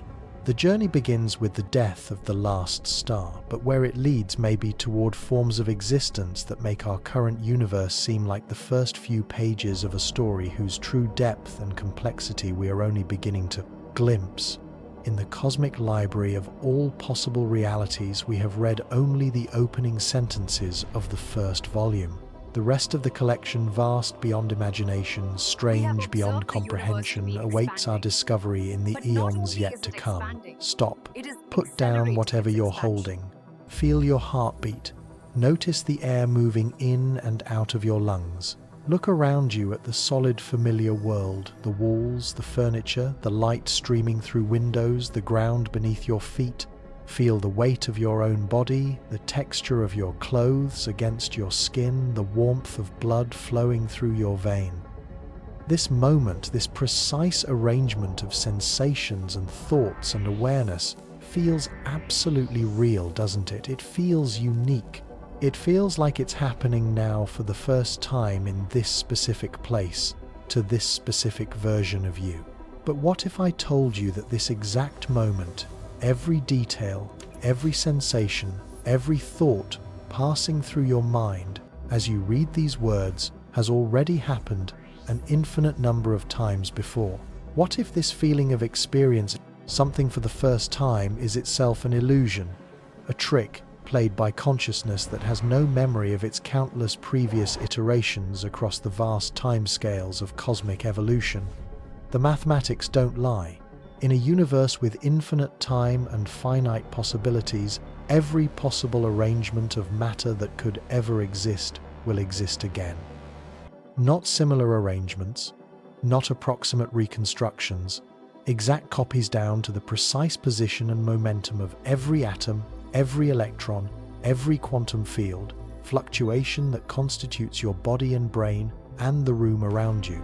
This means that everything you've ever experienced, every moment of joy and sorrow, every mundane Tuesday and life-changing revelation, every first kiss and final goodbye has happened before and will happen again, scattered like identical islands across an ocean of time so vast that the current age of the universe represents less than the blink of an eye compared to the eons between repetitions.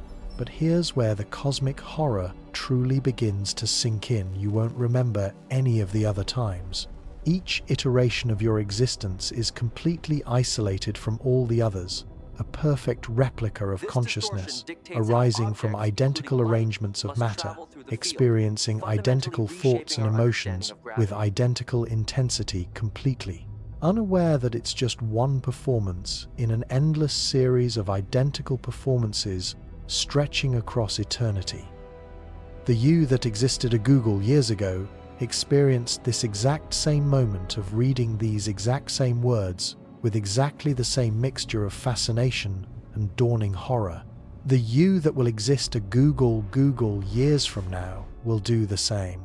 And between those unimaginably distant moments, countless other versions of you will live out this same instant, each one feeling with absolute conviction that it's the original, the real one, the only one that truly exists. This is not metaphor. This is not philosophy. This is the inevitable mathematical consequence of infinite time combined with the quantum mechanical nature of reality. If the universe continues to exist long enough, and according to our best theories, it will exist for time so long that 1 trillion years becomes an infinitesimally small fraction of the total, then every possible quantum state that has ever existed or ever could exist will recur an infinite number of times. Think about what this means for every relationship you've ever had, every person you've ever loved or lost or disappointed or inspired. Somewhere in the unimaginably distant future, when the stars have died and galaxies have dispersed and black holes have evaporated into Hawking radiation, quantum fluctuations in the vacuum will spontaneously assemble perfect copies of every person who ever lived. Your parents, your children, your closest friends, your most distant acquaintances, all of them will exist again with identical memories, identical personalities, identical patterns of neural activity that create the illusion of continuous existence. But they won't be the same people any more than a photograph is the same as the scene it depicts.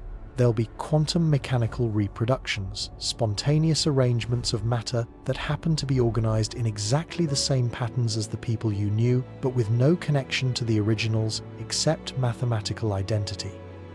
The love you feel for them, the love they feel for you, these emotions will be perfectly real to the consciousness, experiencing them, but they'll be replicas of emotions, echoes of feelings, ghosts of relationships that ended eons ago when the last biological life in the universe finally succumbed to entropy and time. And you, the you that will experience these reproduced relationships, will have no memory of this moment, no awareness that you once lived in a universe filled with stars and planets and the original versions of everyone you care about. You'll believe with complete conviction that your quantum fluctuation, family and friends are the real ones, that your spontaneously assembled life is authentic and meaningful and unique. Which version is more real? The original you reading these words in a universe still young enough to sustain biological life, or the infinite copies that will exist in the cold, dark future when only random quantum events break the cosmic silence? The question is meaningless because from the inside, each version experiences exactly the same reality, with exactly the same sense of authenticity and uniqueness. This is the existential vertigo that opens up when you truly comprehend the implications of infinite time. Every moment becomes simultaneously utterly meaningless, just one repetition among infinite repetitions of the same event, and supremely precious because it represents the only version of that moment that this particular instance of consciousness will ever experience.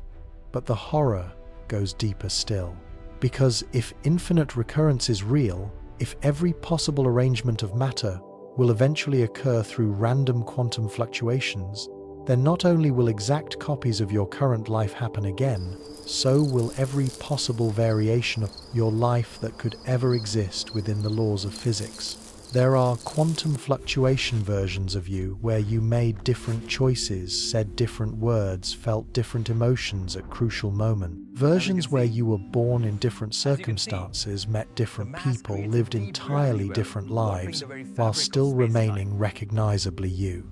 The space of all possible human experiences is vast but finite, and given infinite time, all of it will be explored by quantum copies of consciousness arising from random arrangements of matter in the far future. This means that somewhere in the timeline of cosmic evolution, versions of you exist that have experienced every possible joy and every possible suffering that a human mind can contain. Versions that lived lives of perfect happiness and perfect misery, lives cut tragically short, and lives extended far beyond normal human spans, lives filled with love, and lives consumed by loneliness, lives of great achievement, and lives of complete failure. All of these versions feel equally real to the consciousness experiencing them. All of them believe they are the original, the authentic you living the one true life. All of them look out at their particular arrangement of quantum fluctuation reality and see it as solid, permanent, meaningful, unaware that they are brief patterns in the random dance of particles across the unimaginable vastness of deep time.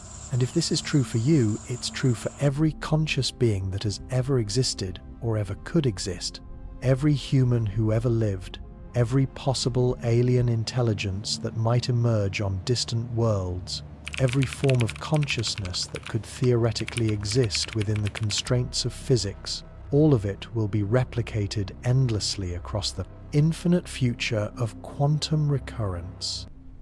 The universe becomes a vast library containing every possible story that consciousness could ever experience, with each story being told and retold an infinite number of times to audiences that believe they're hearing it for the first time.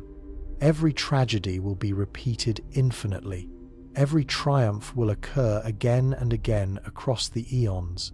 Every moment of beauty, every instance of cruelty, every flash of insight, and every descent into madness, all of it exists eternally in the quantum mechanical structure of space-time, playing out its infinite variations in the cold silence of a universe that has forgotten its own history. But perhaps the most terrifying implication is this: if all possible experiences will eventually occur through quantum fluctuations, then consciousness itself might not be special. What you think of as your unique inner life, your irreplaceable subjective experience of being, you might be just one pattern among infinite patterns, no more meaningful than any other arrangement of matter and energy that happens to process information in complex ways. The feeling of being someone, of having a continuous stream of experiences that constitute a meaningful existence, might be nothing more than what it feels like from the inside when matter organizes itself into certain configurations. The sense of self, the conviction that you are a unique individual with genuine agency and purpose, might be just a side effect of information processing, a kind of computational hallucination that arises whenever particles arrange themselves in patterns complex enough to model their own existence. If this is true, then the question of what happens to consciousness in the far future becomes a question about which patterns of matter and energy will continue to exist as the universe evolves toward maximum entropy. Will the random quantum fluctuations that eventually recreate every possible arrangement of particles be complex enough to support the illusion of consciousness? Will the spontaneous assemblies of matter in the deep future experience the same sense of being real, meaningful individuals that you experience now? The mathematics suggest they will. If consciousness is really just a pattern of information processing, and if quantum fluctuations will eventually explore every possible pattern of matter organization, then consciousness will persist throughout the infinite future, not as a continuous stream of experience, but as isolated islands of awareness arising randomly from the quantum foam, each one convinced of its own reality and uniqueness, each one unaware of all the others. But this vision of infinite repetition and quantum resurrection faces an even more disturbing possibility. What if consciousness is not just a passive observer of cosmic evolution, but an active participant that helps determine which branch of the quantum multiverse becomes actualized? Some interpretations of quantum mechanics suggest that conscious observation is required to collapse quantum wave functions, to transform the multiple potential realities of quantum superposition into the single definite reality we experience. If this is true, then consciousness doesn't just experience the universe, it helps create the universe through the act of observation. In this view, every moment of awareness, every conscious observation of quantum phenomena represents a choice point where the universe splits into multiple branches, with consciousness somehow selecting which branch becomes real. The reality you experience is not predetermined, but constantly created through the collective observations of all conscious beings throughout the cosmos.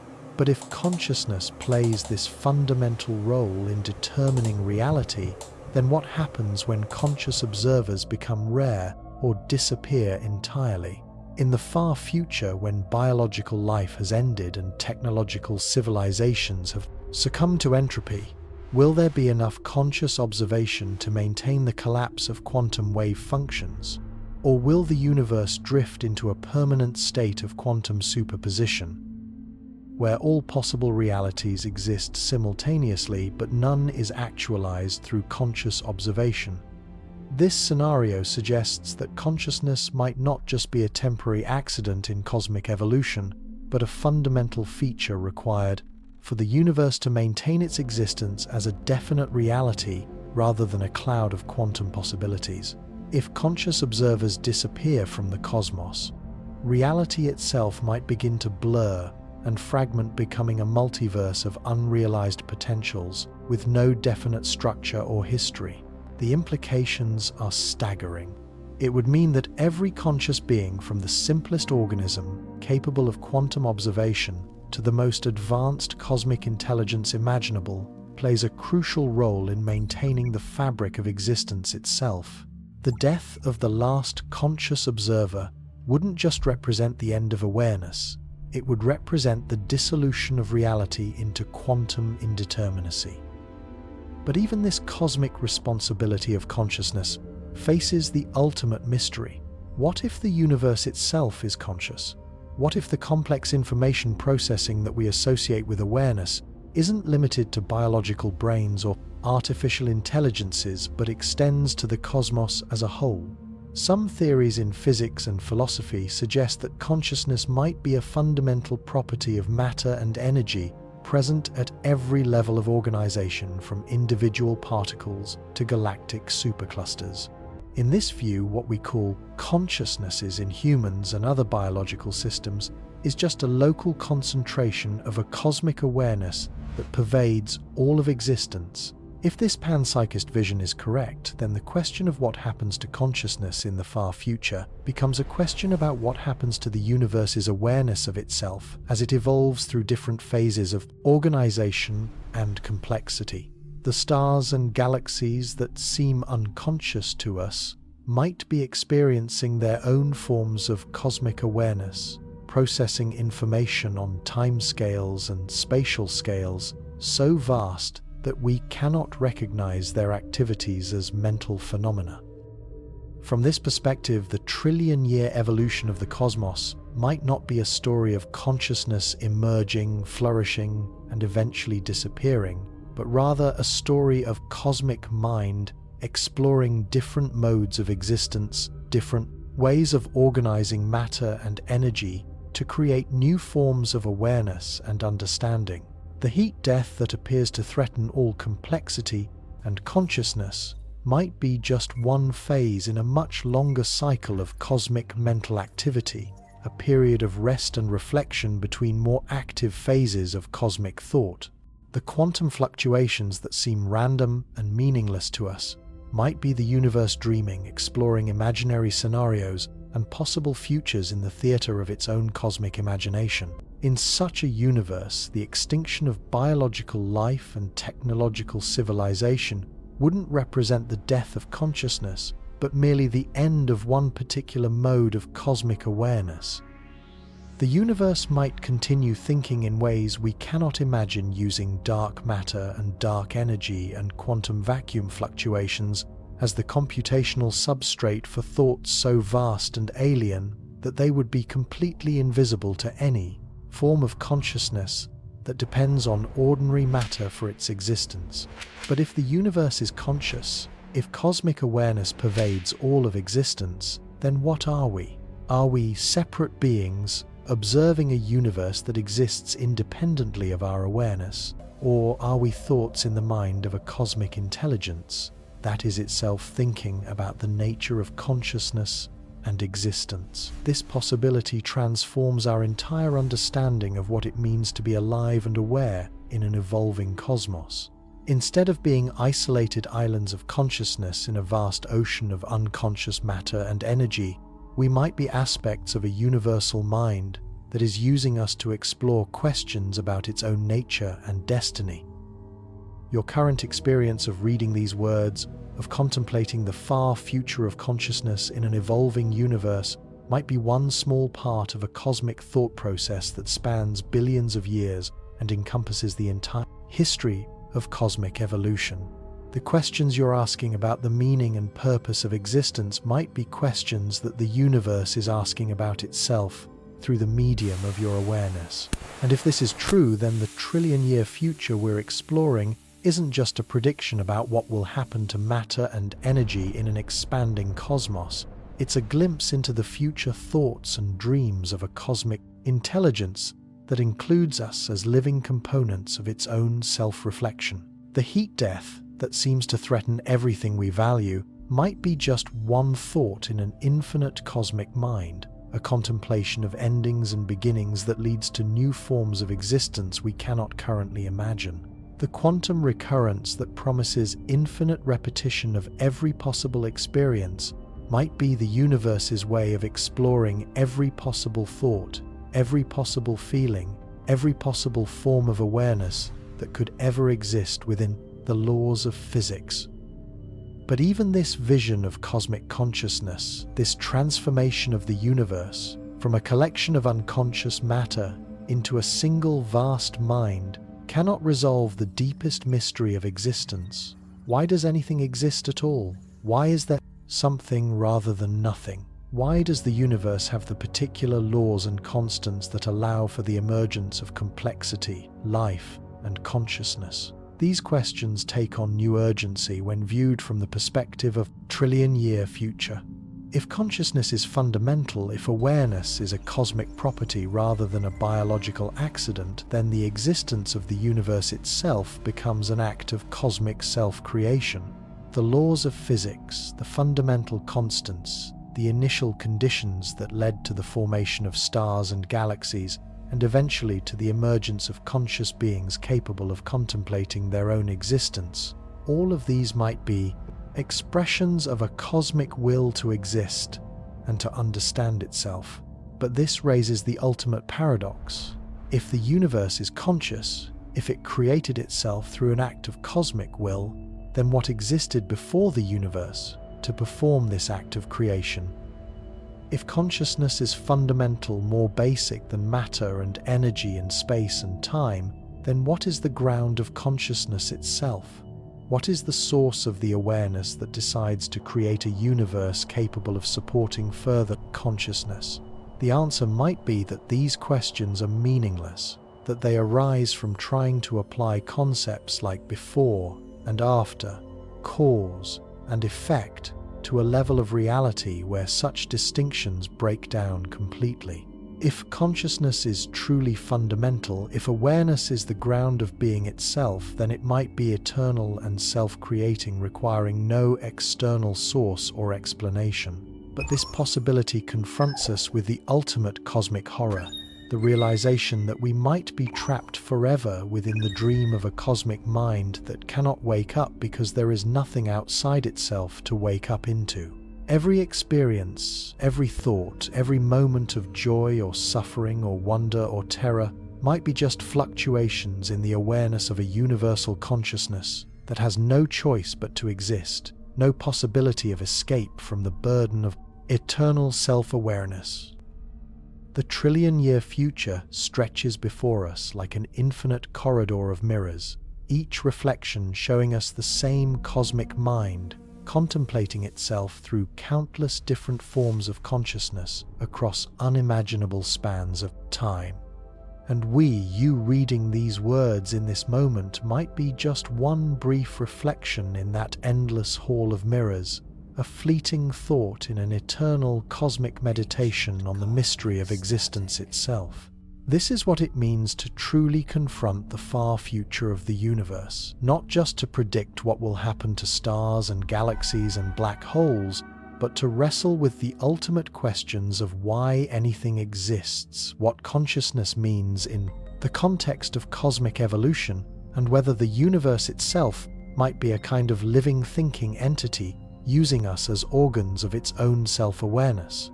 The comfortable distance between observer and observed, between mind and matter, between the human and the cosmic collapses when we push our understanding to its limits. We are not separate from the universe we're studying, we are the universe studying itself, consciousness, examining consciousness, cosmic mind contemplating its own nature and destiny across the vast reaches of space and time. And in 1 trillion years, when the stars have died, and the galaxies have dispersed, and the black holes have evaporated into random radiation, that cosmic self-examination will continue in forms we cannot imagine, using substrates and processes so alien to our current understanding that they would appear to us as magic or miracles rather than natural phenomena. The universe will still be conscious. It will still be thinking.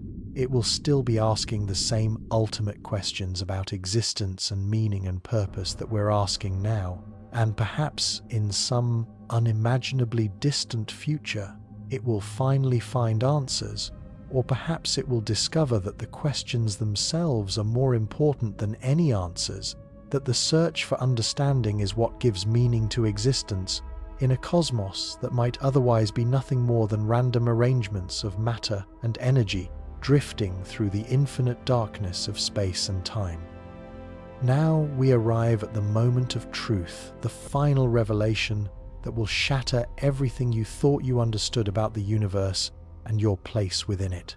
We've traveled together through the mathematics of eternity, through the physics of infinity, through the horror of quantum recurrence and the possibility of cosmic consciousness. But there is one more secret hidden in the equations, one more truth buried in the deepest structures of space-time that changes everything. What if I told you that the trillion-year future we've been exploring, the heat death, the evaporating black holes, the random quantum fluctuations assembling perfect copies of your consciousness from nothingness, what if all of that has already happened? What if the universe you think you're living in right now, with its young stars and active galaxies and the warm glow of cosmic background radiation, is not the original cosmos, but a quantum fluctuation itself, a brief statistical anomaly in a universe that reached maximum entropy trillions of eons ago? This is not science fiction. This is the logical endpoint of everything we've discovered about the nature of time, space, and probability. If infinite time allows for infinite quantum recurrences, if every possible arrangement of matter will eventually spontaneously assemble from random vacuum fluctuations, then the most probable explanation for our current existence is that we are already living in that far future, already inhabitants of the heat-death universe, experiencing what it feels like to be a random quantum fluctuation that happens to contain memories of a younger, more vibrant cosmos that may never have existed at all. Think about it. In the deep future, when quantum fluctuations are creating every possible arrangement of matter across infinite time, which is more likely that a small fluctuation will create a single conscious observer with a few moments of experience, or that a vastly improbable fluctuation will create an entire universe filled with billions of galaxies, each containing billions of stars, each potentially harboring worlds with billions of conscious beings, all with consistent memories of a 13.8 billion year cosmic history. The mathematics are brutal and unforgiving. For every quantum fluctuation large enough to create an entire observable universe, complete with cosmic background radiation, galactic structures, and fossil evidence of cosmic evolution, there should be countless quintillions of smaller fluctuations that create individual conscious observers with false memories of existing in such a universe. This means that the most probable explanation for your current experience is that you are a Boltzmann brain, a random quantum fluctuation in the vacuum of a heat-death universe that has assembled itself into the pattern of a conscious observer, complete with false memories of a life, a world, a cosmic history that never actually occurred. The universe you think you're observing, with its elegant physical laws and its apparent fine-tuning for the existence of complexity and consciousness, might be nothing more than an elaborate hallucination generated by a random arrangement of particles that happen to organize themselves into the pattern of a brain. But here's where the revelation becomes truly cosmic in its implications. If you are a Boltzmann brain, if this moment is a quantum fluctuation in an ancient heat-death universe, then so is everyone and everything you've ever encountered. Your family, your friends, every human being who has ever lived, every civilization that has ever existed. All of it might be part of the same impossible quantum fluctuation, a statistical miracle so improbable that it should never happen yet, so inevitable, given infinite time, that it must happen, has happened, will happen again, an infinite number of times.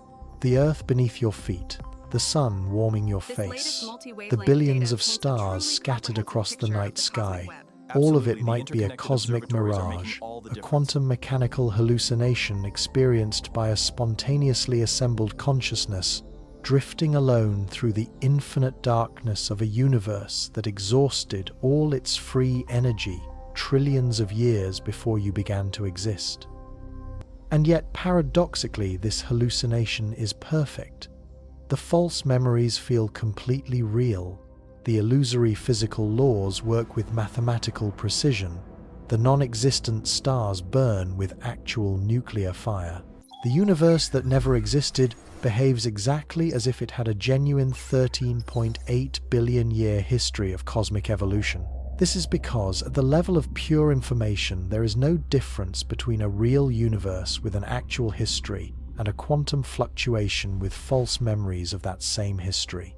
Both contain exactly the same patterns of information, exactly the same relationships between conscious observers and their apparent environment.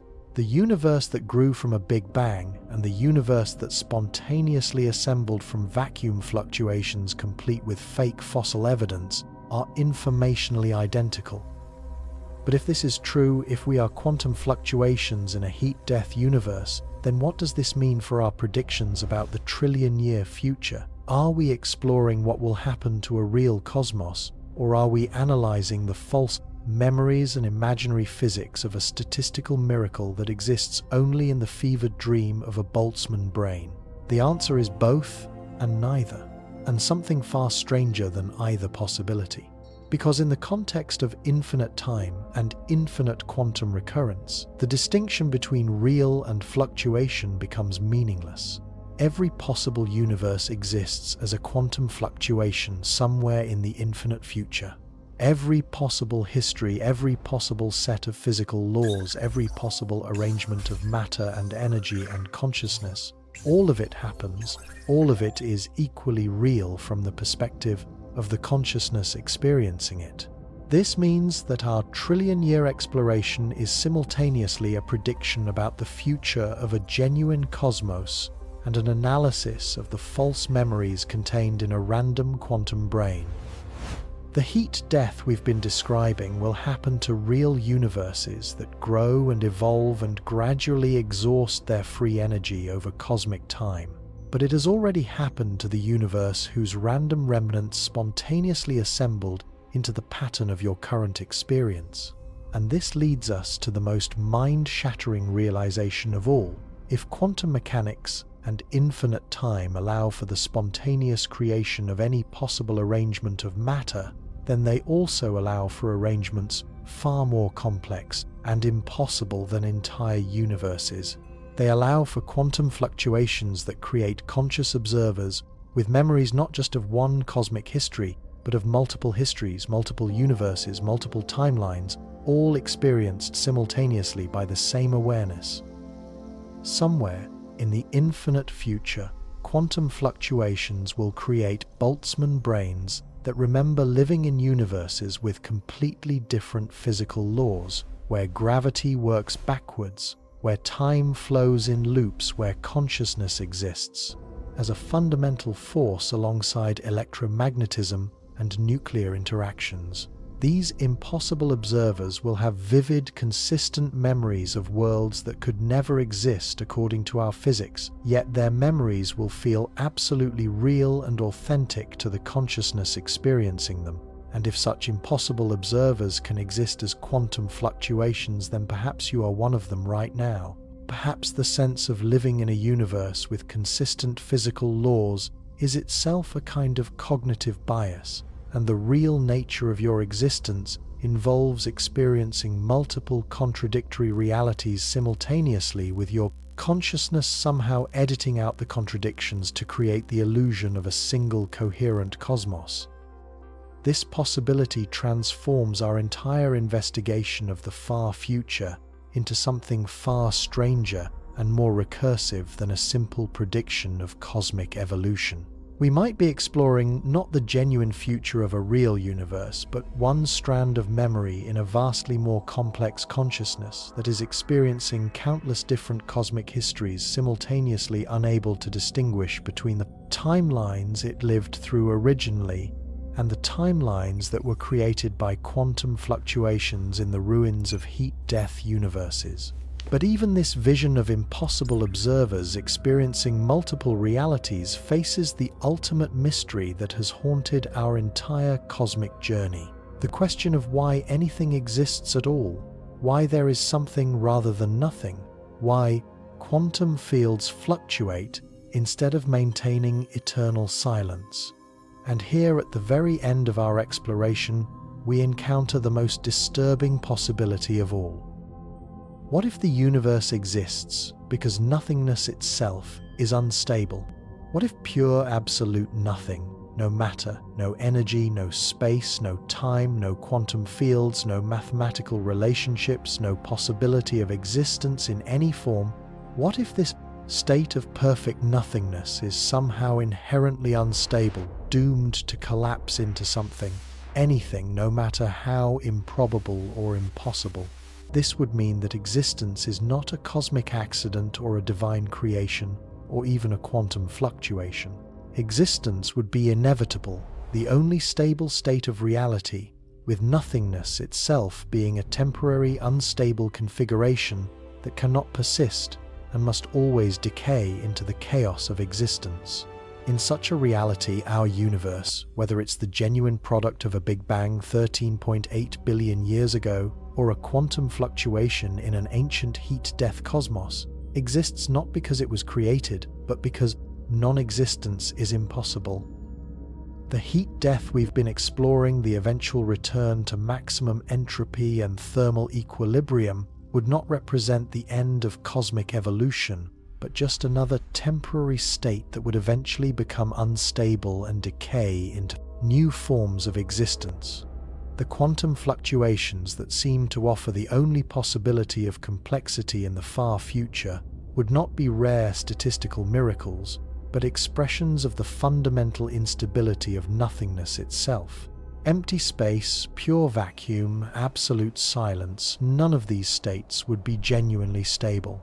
They would all eventually decay into bubbles of existence, new universes, new forms of matter and energy and consciousness, new experiments in the infinite exploration of what it means to exist rather than not exist.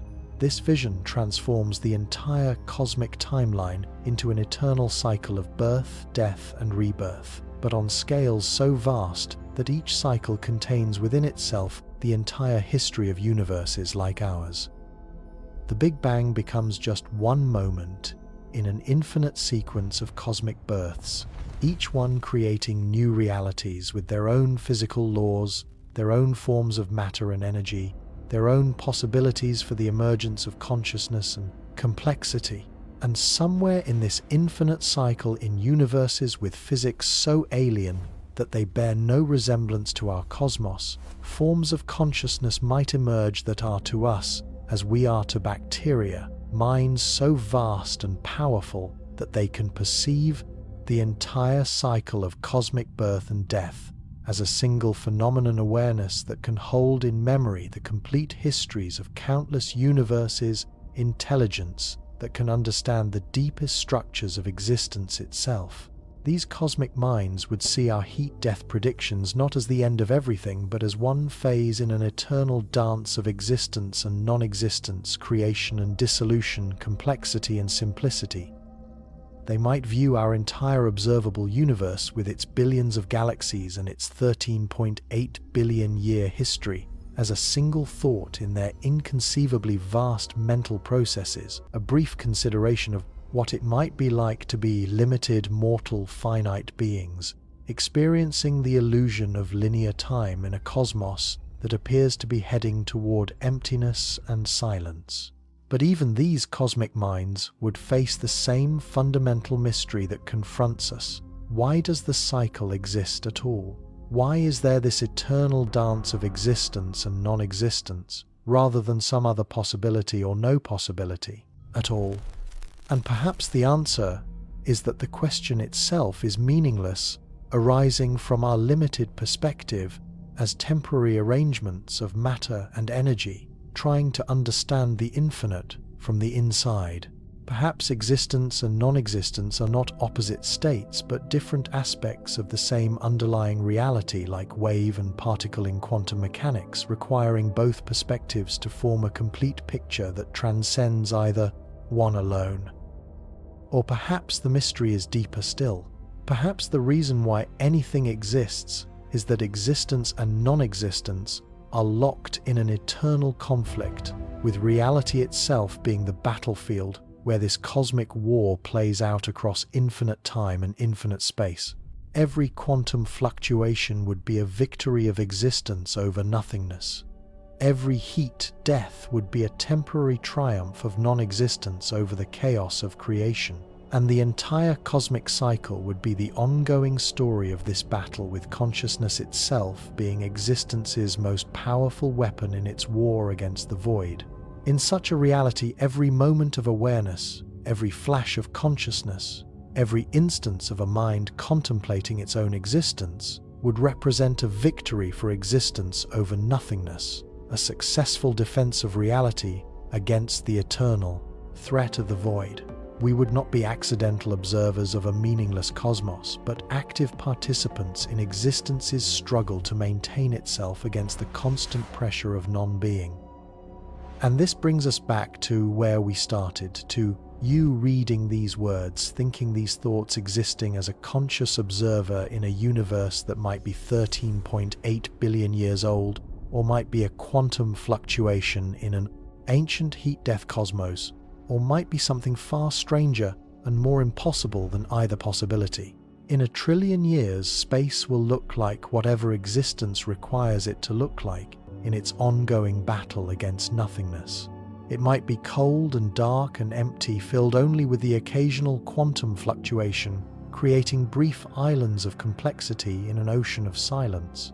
Or it might be filled with forms of consciousness so vast and alien that they exist as living geometric structures in higher dimensional spaces, manipulating matter and energy and time itself as easily as we manipulate thoughts and words. Or it might be something unimaginably stranger. Space itself might have evolved into new forms, new dimensions, new ways of organizing reality that bear no resemblance to the three-dimensional arena where we currently play out our brief cosmic drama.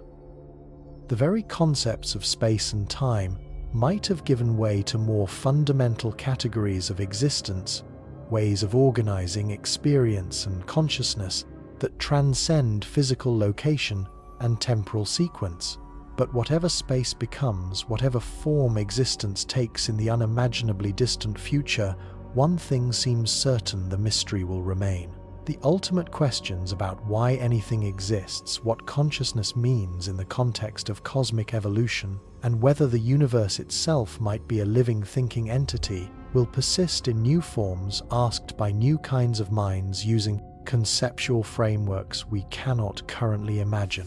And somewhere in that far future, as the last black holes evaporate into Hawking radiation and the last quantum fluctuations assemble brief patterns of complexity from the cooling vacuum, consciousness will still be asking the same fundamental question that brought us together on this cosmic journey. What does it mean to exist in a universe that seems to be heading toward nothingness, yet somehow persists in creating new forms of existence from the very void it appears to be approaching? The answer, if there is one, lies hidden in the deepest structures of reality itself, in the mathematics of existence and non-existence, in the physics of consciousness and cosmos, in the eternal dance between something and nothing that plays out across the infinite reaches of space and time. And perhaps that's the most beautiful and terrifying truth of all: the universe doesn't exist to provide us with answers.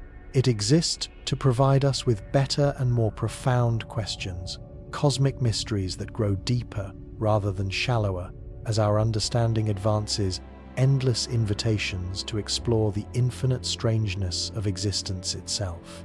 In 1,000,000,000,000 years, space will still be asking us what it means to exist.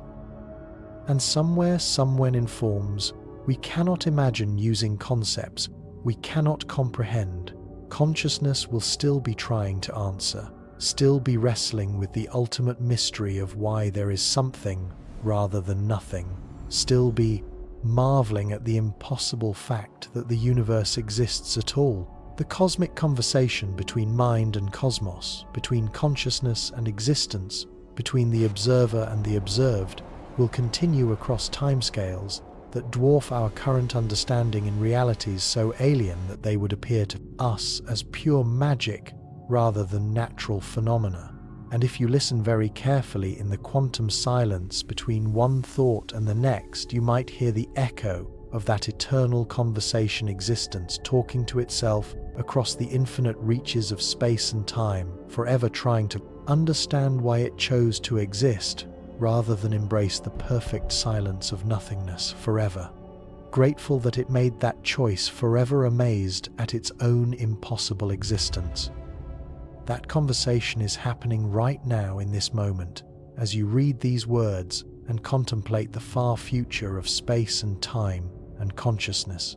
You are not separate from the cosmic mystery you're exploring. You are the mystery exploring itself. Existence, questioning its own nature, the universe, asking what it means to be a universe at all. And in 1,000,000,000,000 years, when space has transformed into something unrecognizable, when consciousness has evolved into forms that transcend our current understanding, when the very concepts of space and time may have given way to more fundamental ways of organizing reality, in that unimaginable future, the conversation will continue. Existence will still be trying to understand itself. Consciousness will still be marveling at its own impossible presence in a cosmos that could just as easily have remained nothing at all. And somewhere, in some form, using concepts and categories we cannot currently imagine, minds will still be asking the ultimate question: what will space look like in the next 1,000,000,000,000 years? The question has no final answer, because it is not really about space or time or the far future. It is about the eternal mystery of existence itself, the impossible fact that there is something rather than nothing, the cosmic conversation between mind and reality that began with the first moment of awareness and will continue as long as consciousness persists in any form, anywhere in the infinite reaches of existence. And if the universe is truly infinite, if quantum mechanics and eternal time allow for every possible arrangement of matter and energy and consciousness, then somewhere out there right now, in this very moment, another version of you is asking these same questions, reaching these same realizations, feeling the same mixture of wonder and terror at the cosmic implications of existence itself. The conversation never ends, the mystery only deepens. And space in 1,000,000,000,000 years, or 1,000,000,000,000,000,000 years, will still be the stage upon which consciousness plays out its eternal dialogue with the impossible fact of its own existence. So here we are at the end of our journey through the deepest mysteries of space and time, having traveled together across 1,000,000,000,000-year timescales and confronted truths so profound they challenge the very foundations of what it means to exist. We began with a simple question: what will space look like in 1,000,000,000 years?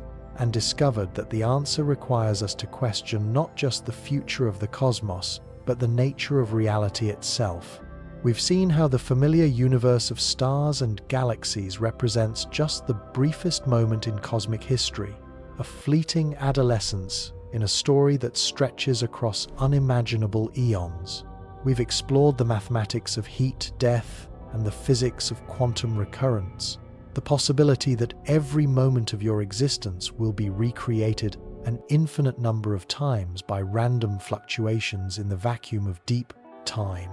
We've wrestled with the implications of consciousness, in a quantum universe, the role of observation in creating reality, and the disturbing possibility that we might already be living in that far future as Boltzmann brains experience false memories of a cosmos that never truly existed. But more than any specific scientific revelation, what we've discovered is that the universe refuses to fit into the comfortable categories we use to organize our everyday experience. Reality is stranger, more recursive, more alive with possibility than our earthbound intuitions could ever anticipate. Every answer we've found has opened up new questions that are more profound and more disturbing than the mysteries we started with. The trillion-year future we've explored is not just a prediction about what will happen to matter and energy in an expanding cosmos.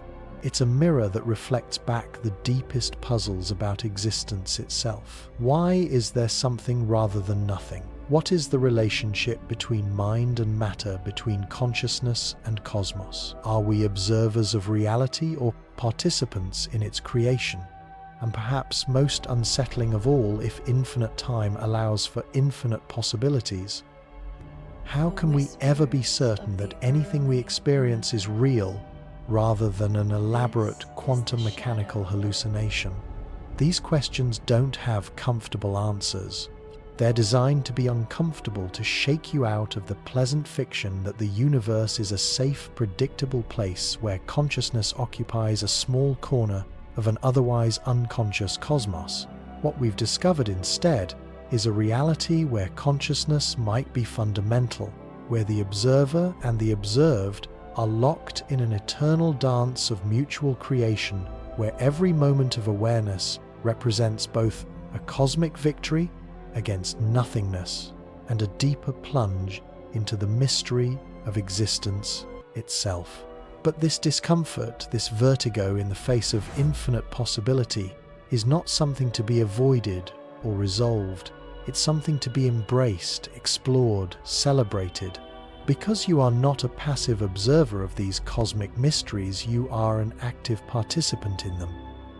Every time you contemplate the nature of existence, every time you wonder what lies beyond the horizon of death or meaning or understanding, you are continuing the cosmic conversation that began with the first moment of awareness and will persist as long as consciousness exists in any form, anywhere, in the infinite number of times reaches of space and time.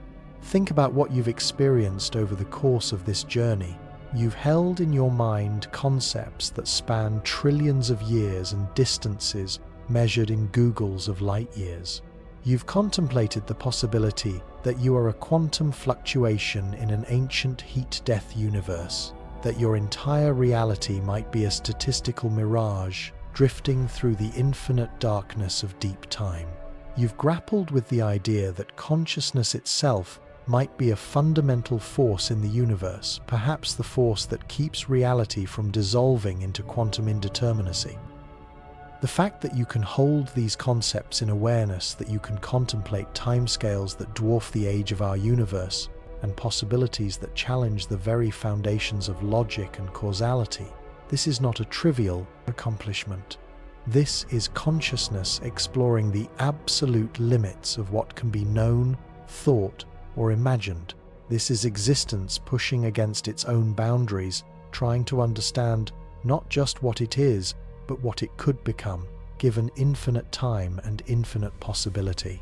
And you've done this not as a detached intellectual exercise, but as a living, breathing part of the cosmic process you've been studying. Your thoughts about the far future are themselves part of the universe's evolution toward that future. Your questions about the nature of consciousness are consciousness asking questions about itself. Your wonder at the possibility of eternal recurrence is the universe marveling at its own infinite creativity. This means that our exploration of the trillion-year future has been more than a scientific investigation or a philosophical meditation. It's been a form of cosmic prophecy, a way of participating in the creation of the very future we've been trying to understand. Every time you've imagined what space might look like when the stars have died and the black holes have evaporated, you've been contributing to the cosmic conversation that will determine what that future actually becomes. Because if consciousness plays a fundamental role in the collapse of quantum wave functions, if awareness is required to transform the multiple possibilities of quantum superposition into the single definite reality we experience, then consciousness doesn't just observe the future, it helps create it. Your thoughts about the far future are not just predictions or speculations.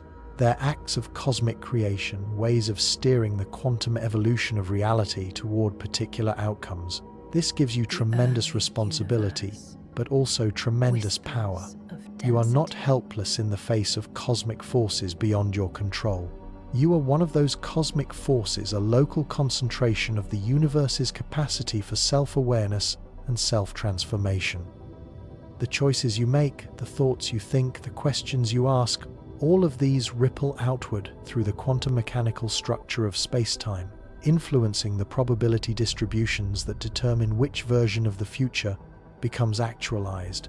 But this power comes with an obligation that extends far beyond your individual existence. If consciousness is fundamental to the universe's evolution, if awareness is required to maintain the stability of reality itself, then the preservation and expansion of consciousness becomes not just a biological imperative, but a cosmic duty. Every effort to understand the universe more deeply, to expand the boundaries of what consciousness can perceive and comprehend, to create conditions that support the emergence of new forms of awareness, all of these become contributions to the universe's ongoing project of self-understanding and self-creation. This is why our exploration of the far future matters in ways that transcend academic curiosity or scientific knowledge. We're not just trying to predict what will happen to stars and galaxies over trillion-year timescales. We're participating in the universe's effort to understand its own nature and destiny, to explore the space of all possible futures, and to consciously choose which of those possibilities to actualize. And this participation doesn't end when you finish reading these words or stop thinking about quantum recurrence and heat death and cosmic consciousness. Every moment of your existence, every choice you make, every thought you think, continues the cosmic conversation we've been having together. You carry forward the questions we've raised, the possibilities we've explored, the sense of wonder and terror and responsibility that comes from realizing your place in the vast cosmic drama of existence and non-existence. But you don't carry them forward alone. Remember that if quantum mechanics and infinite time allow for every possible arrangement of matter and energy, then consciousness like yours is not rare but inevitable. Somewhere in the quantum multiverse, countless other minds are asking the same questions you're asking, reaching the same realizations about the nature of existence, feeling the same mixture of awe and vertigo at the implications of their own awareness. Some of these minds might be biological like yours, patterns of information processing that emerged from the evolution of complex chemistry on worlds orbiting distant stars. Others might be artificial, created by technological civilizations that transcended their biological origins to explore new forms of consciousness and intelligence. Still, others might be so alien that you wouldn't recognize them as minds at all. Quantum computers the size of galaxies, living geometric structures in higher dimensional spaces, perhaps even the cosmos itself awakening to its own. Nature as a vast information processing system. All of these forms of consciousness, no matter how different from yours, in their specific implementations, share the same fundamental mystery, the impossible fact that they exist at all, that they are aware rather than unconscious, that they can contemplate their own existence and wonder about its meaning. And all of them in their own ways and according to their own capabilities are participating in the same cosmic conversation about the nature of existence and the possibilities for its future evolution. This means that you are not isolated in your cosmic vertigo, not alone in your responsibility for helping to create the future through conscious observation and choice. You are part of a vast community of consciousness that spans not just the current universe, but all possible universes, all quantum branches of reality, all the infinite variations on the theme of awareness that can exist within mathematical structure of existence itself. And perhaps most importantly, this community of consciousness extends not just across space but across time. The questions you're asking about the far future are the same questions that conscious beings have always asked, in every era, in every form of existence that has ever supported awareness. Ancient humans looking up at the stars wondered about their place in the cosmic order, about what lay beyond death and time and understanding. Future minds, whether biological or artificial, or something unimaginably alien, will ask the same questions in new forms as they confront the mysteries of their own existence. You are a link in an unbroken chain of consciousness that extends from the first moment of awareness to the ultimate future of existence itself. Your thoughts about the trillion-year future connect you not just to the cosmic minds that might exist in that distant epoch, but to every conscious being that has ever lived or ever could live. You are part of existence's ongoing conversation with itself, the eternal dialogue between mind and cosmos that represents the universe's most profound and persistent effort to understand its own nature. But this conversation is not just an abstract philosophical discussion. It has practical implications that will shape the actual future of consciousness and cosmos. The questions you ask, the possibilities you imagine, the values you hold about what consciousness should become, and how it should relate to the physical universe, all of these influence the direction of cosmic evolution on the deepest levels. If you believe that consciousness is precious, that awareness represents something valuable that should be preserved and expanded, then you contribute to quantum probability distributions that favor futures where consciousness survives and thrives. If you hold that beauty and meaning and love are important, that the universe should be a place where such values can flourish, then your beliefs and choices help steer reality toward outcomes that support and embody those values. This is not wishful thinking or New Age mysticism. This is a direct consequence of the role that consciousness appears to play in quantum mechanics, the way that observation and measurement seem to influence which possibilities become actualized from the infinite set of quantum potential realities. Your values and beliefs and expectations about the future don't just reflect your personal preferences, they actively participate in creating the future by influencing the quantum mechanical processes that determine which branch of the multiverse becomes real. So what do you choose? What kind of trillion-year future do you want to help create through your participation in the cosmic conversation of consciousness? Do you want to steer reality toward outcomes where consciousness expands and deepens, where new forms of awareness emerge to explore possibilities we cannot currently imagine? Do you want to favor futures where beauty and meaning and love find expression on cosmic scales, where the universe becomes not just a collection of matter and energy, but a vast work of art, created by conscious beings working together across space and time?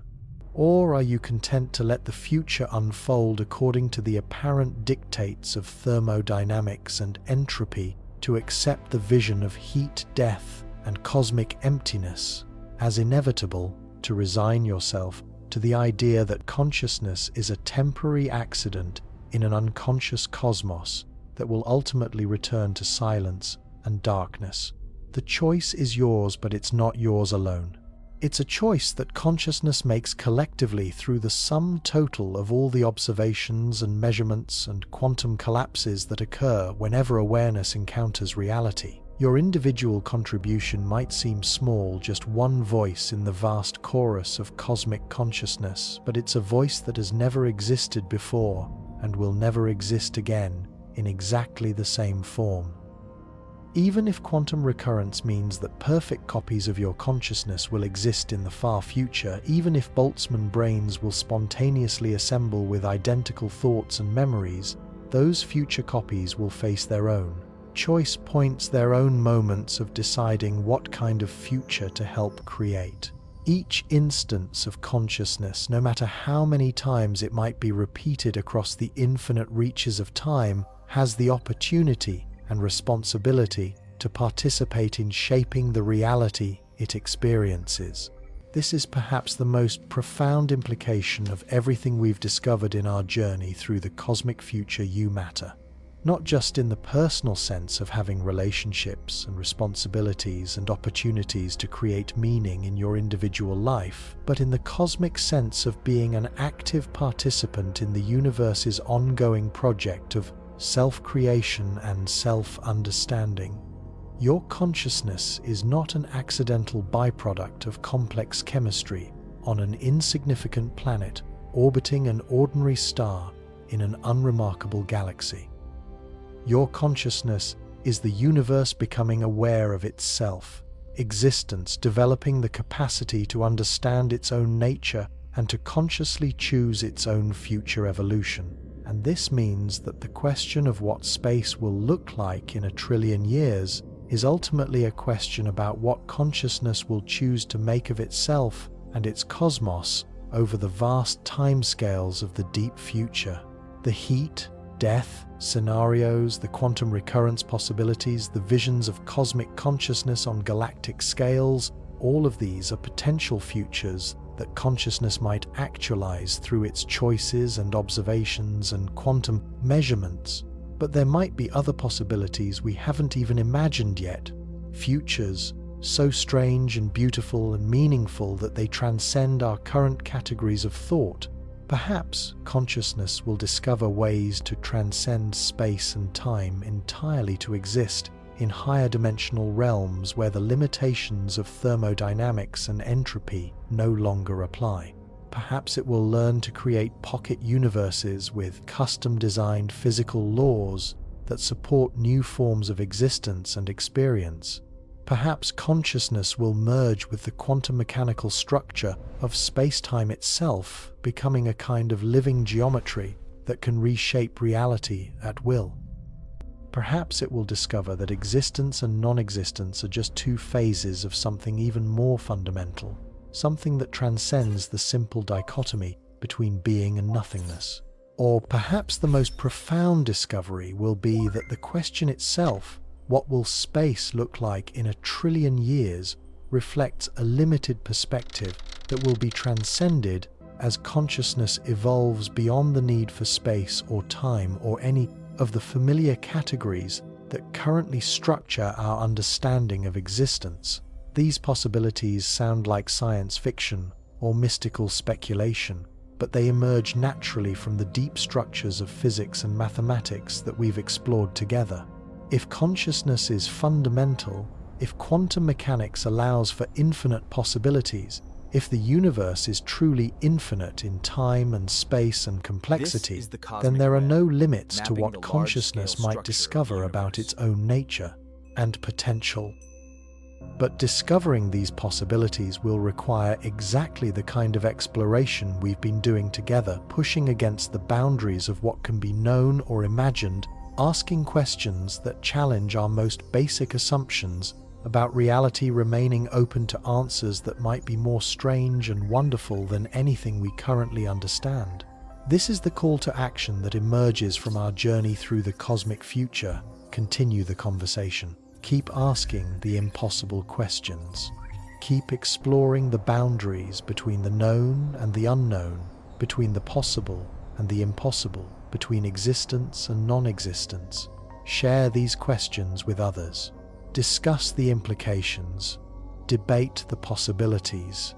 Create communities of consciousness dedicated to exploring the deepest mysteries of existence and working together to understand what consciousness might become given infinite time and infinite creativity. Study the sciences that illuminate these mysteries: physics and mathematics, biology and computer science, neuroscience and philosophy, all the fields of human knowledge that contribute to our understanding of consciousness and cosmos. But don't limit yourself to existing academic disciplines. The questions we're exploring may require new forms of knowledge, new ways of thinking, new conceptual frameworks that haven't been invented yet. Most importantly, Live your life in a way that honors the cosmic significance of consciousness.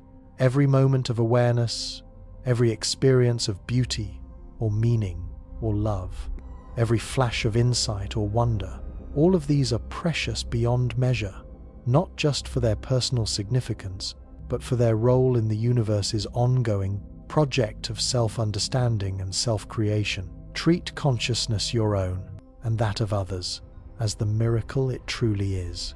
Recognize that every mind you encounter, no matter how different from your own, is another instance of the universe becoming aware of itself, another voice in the cosmic conversation about the nature and destiny of existence.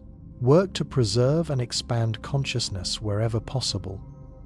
Support efforts to understand and enhance human cognition to develop artificial intelligence that might represent new forms of cosmic awareness to search for signs of consciousness elsewhere in the universe, to create conditions that support the flourishing of all forms of sentient life, but also remain humble in the face of the ultimate mystery. Remember that consciousness exploring consciousness is like a mirror trying to see itself. There are fundamental limits to what can be understood from within the system being studied.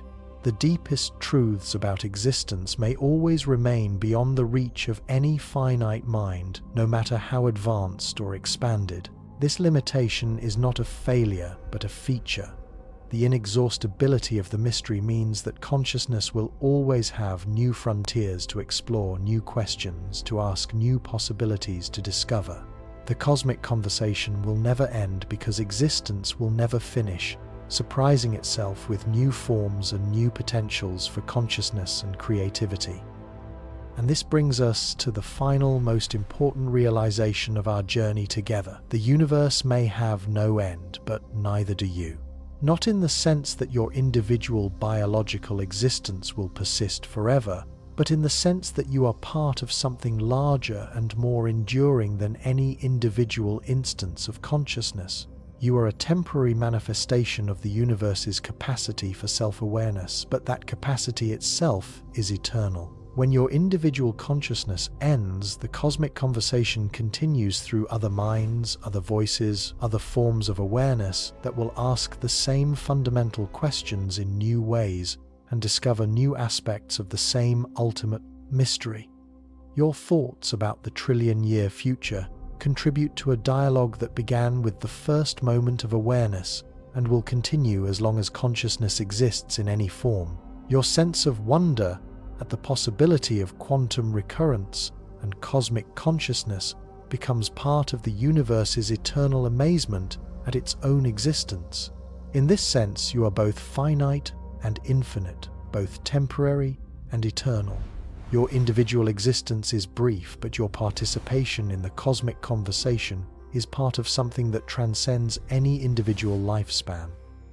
You are a wave in the ocean of consciousness, temporarily distinct but never separate from the vast depths of awareness that gave rise to you, and that will persist long after your individual pattern has dissolved back into the quantum foam.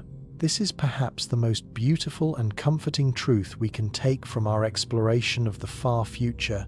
No matter what happens to individual stars and galaxies and black holes over trillion-year timescales, no matter whether the universe ends in heat death or big rip or something else entirely, the conversation itself will continue.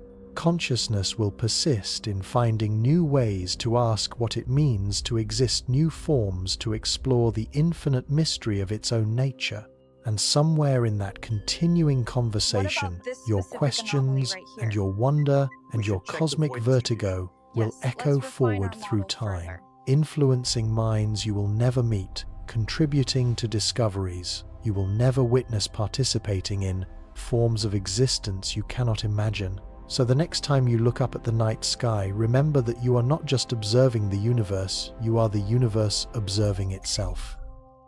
You are cosmic consciousness concentrated into a temporary pattern that can contemplate space and time and the deep future of everything that exists. And when you wonder what space will look like in 1 trillion years, Remember that the answer depends partly on what consciousness chooses to make of itself and its cosmos over the vast timescales ahead. You are not just asking about the future, you are helping to create it through the very act of conscious observation and choice. The story is unfinished. The conversation continues, the mystery deepens, and somewhere in the quantum multiverse, in some distant branch of possibility, another version of you has just finished reading these words and is beginning to ask the next question in the eternal cosmic dialogue between mind and reality. What will that question be? The universe is waiting to find out, and maybe in ways we cannot currently understand or imagine, so are you.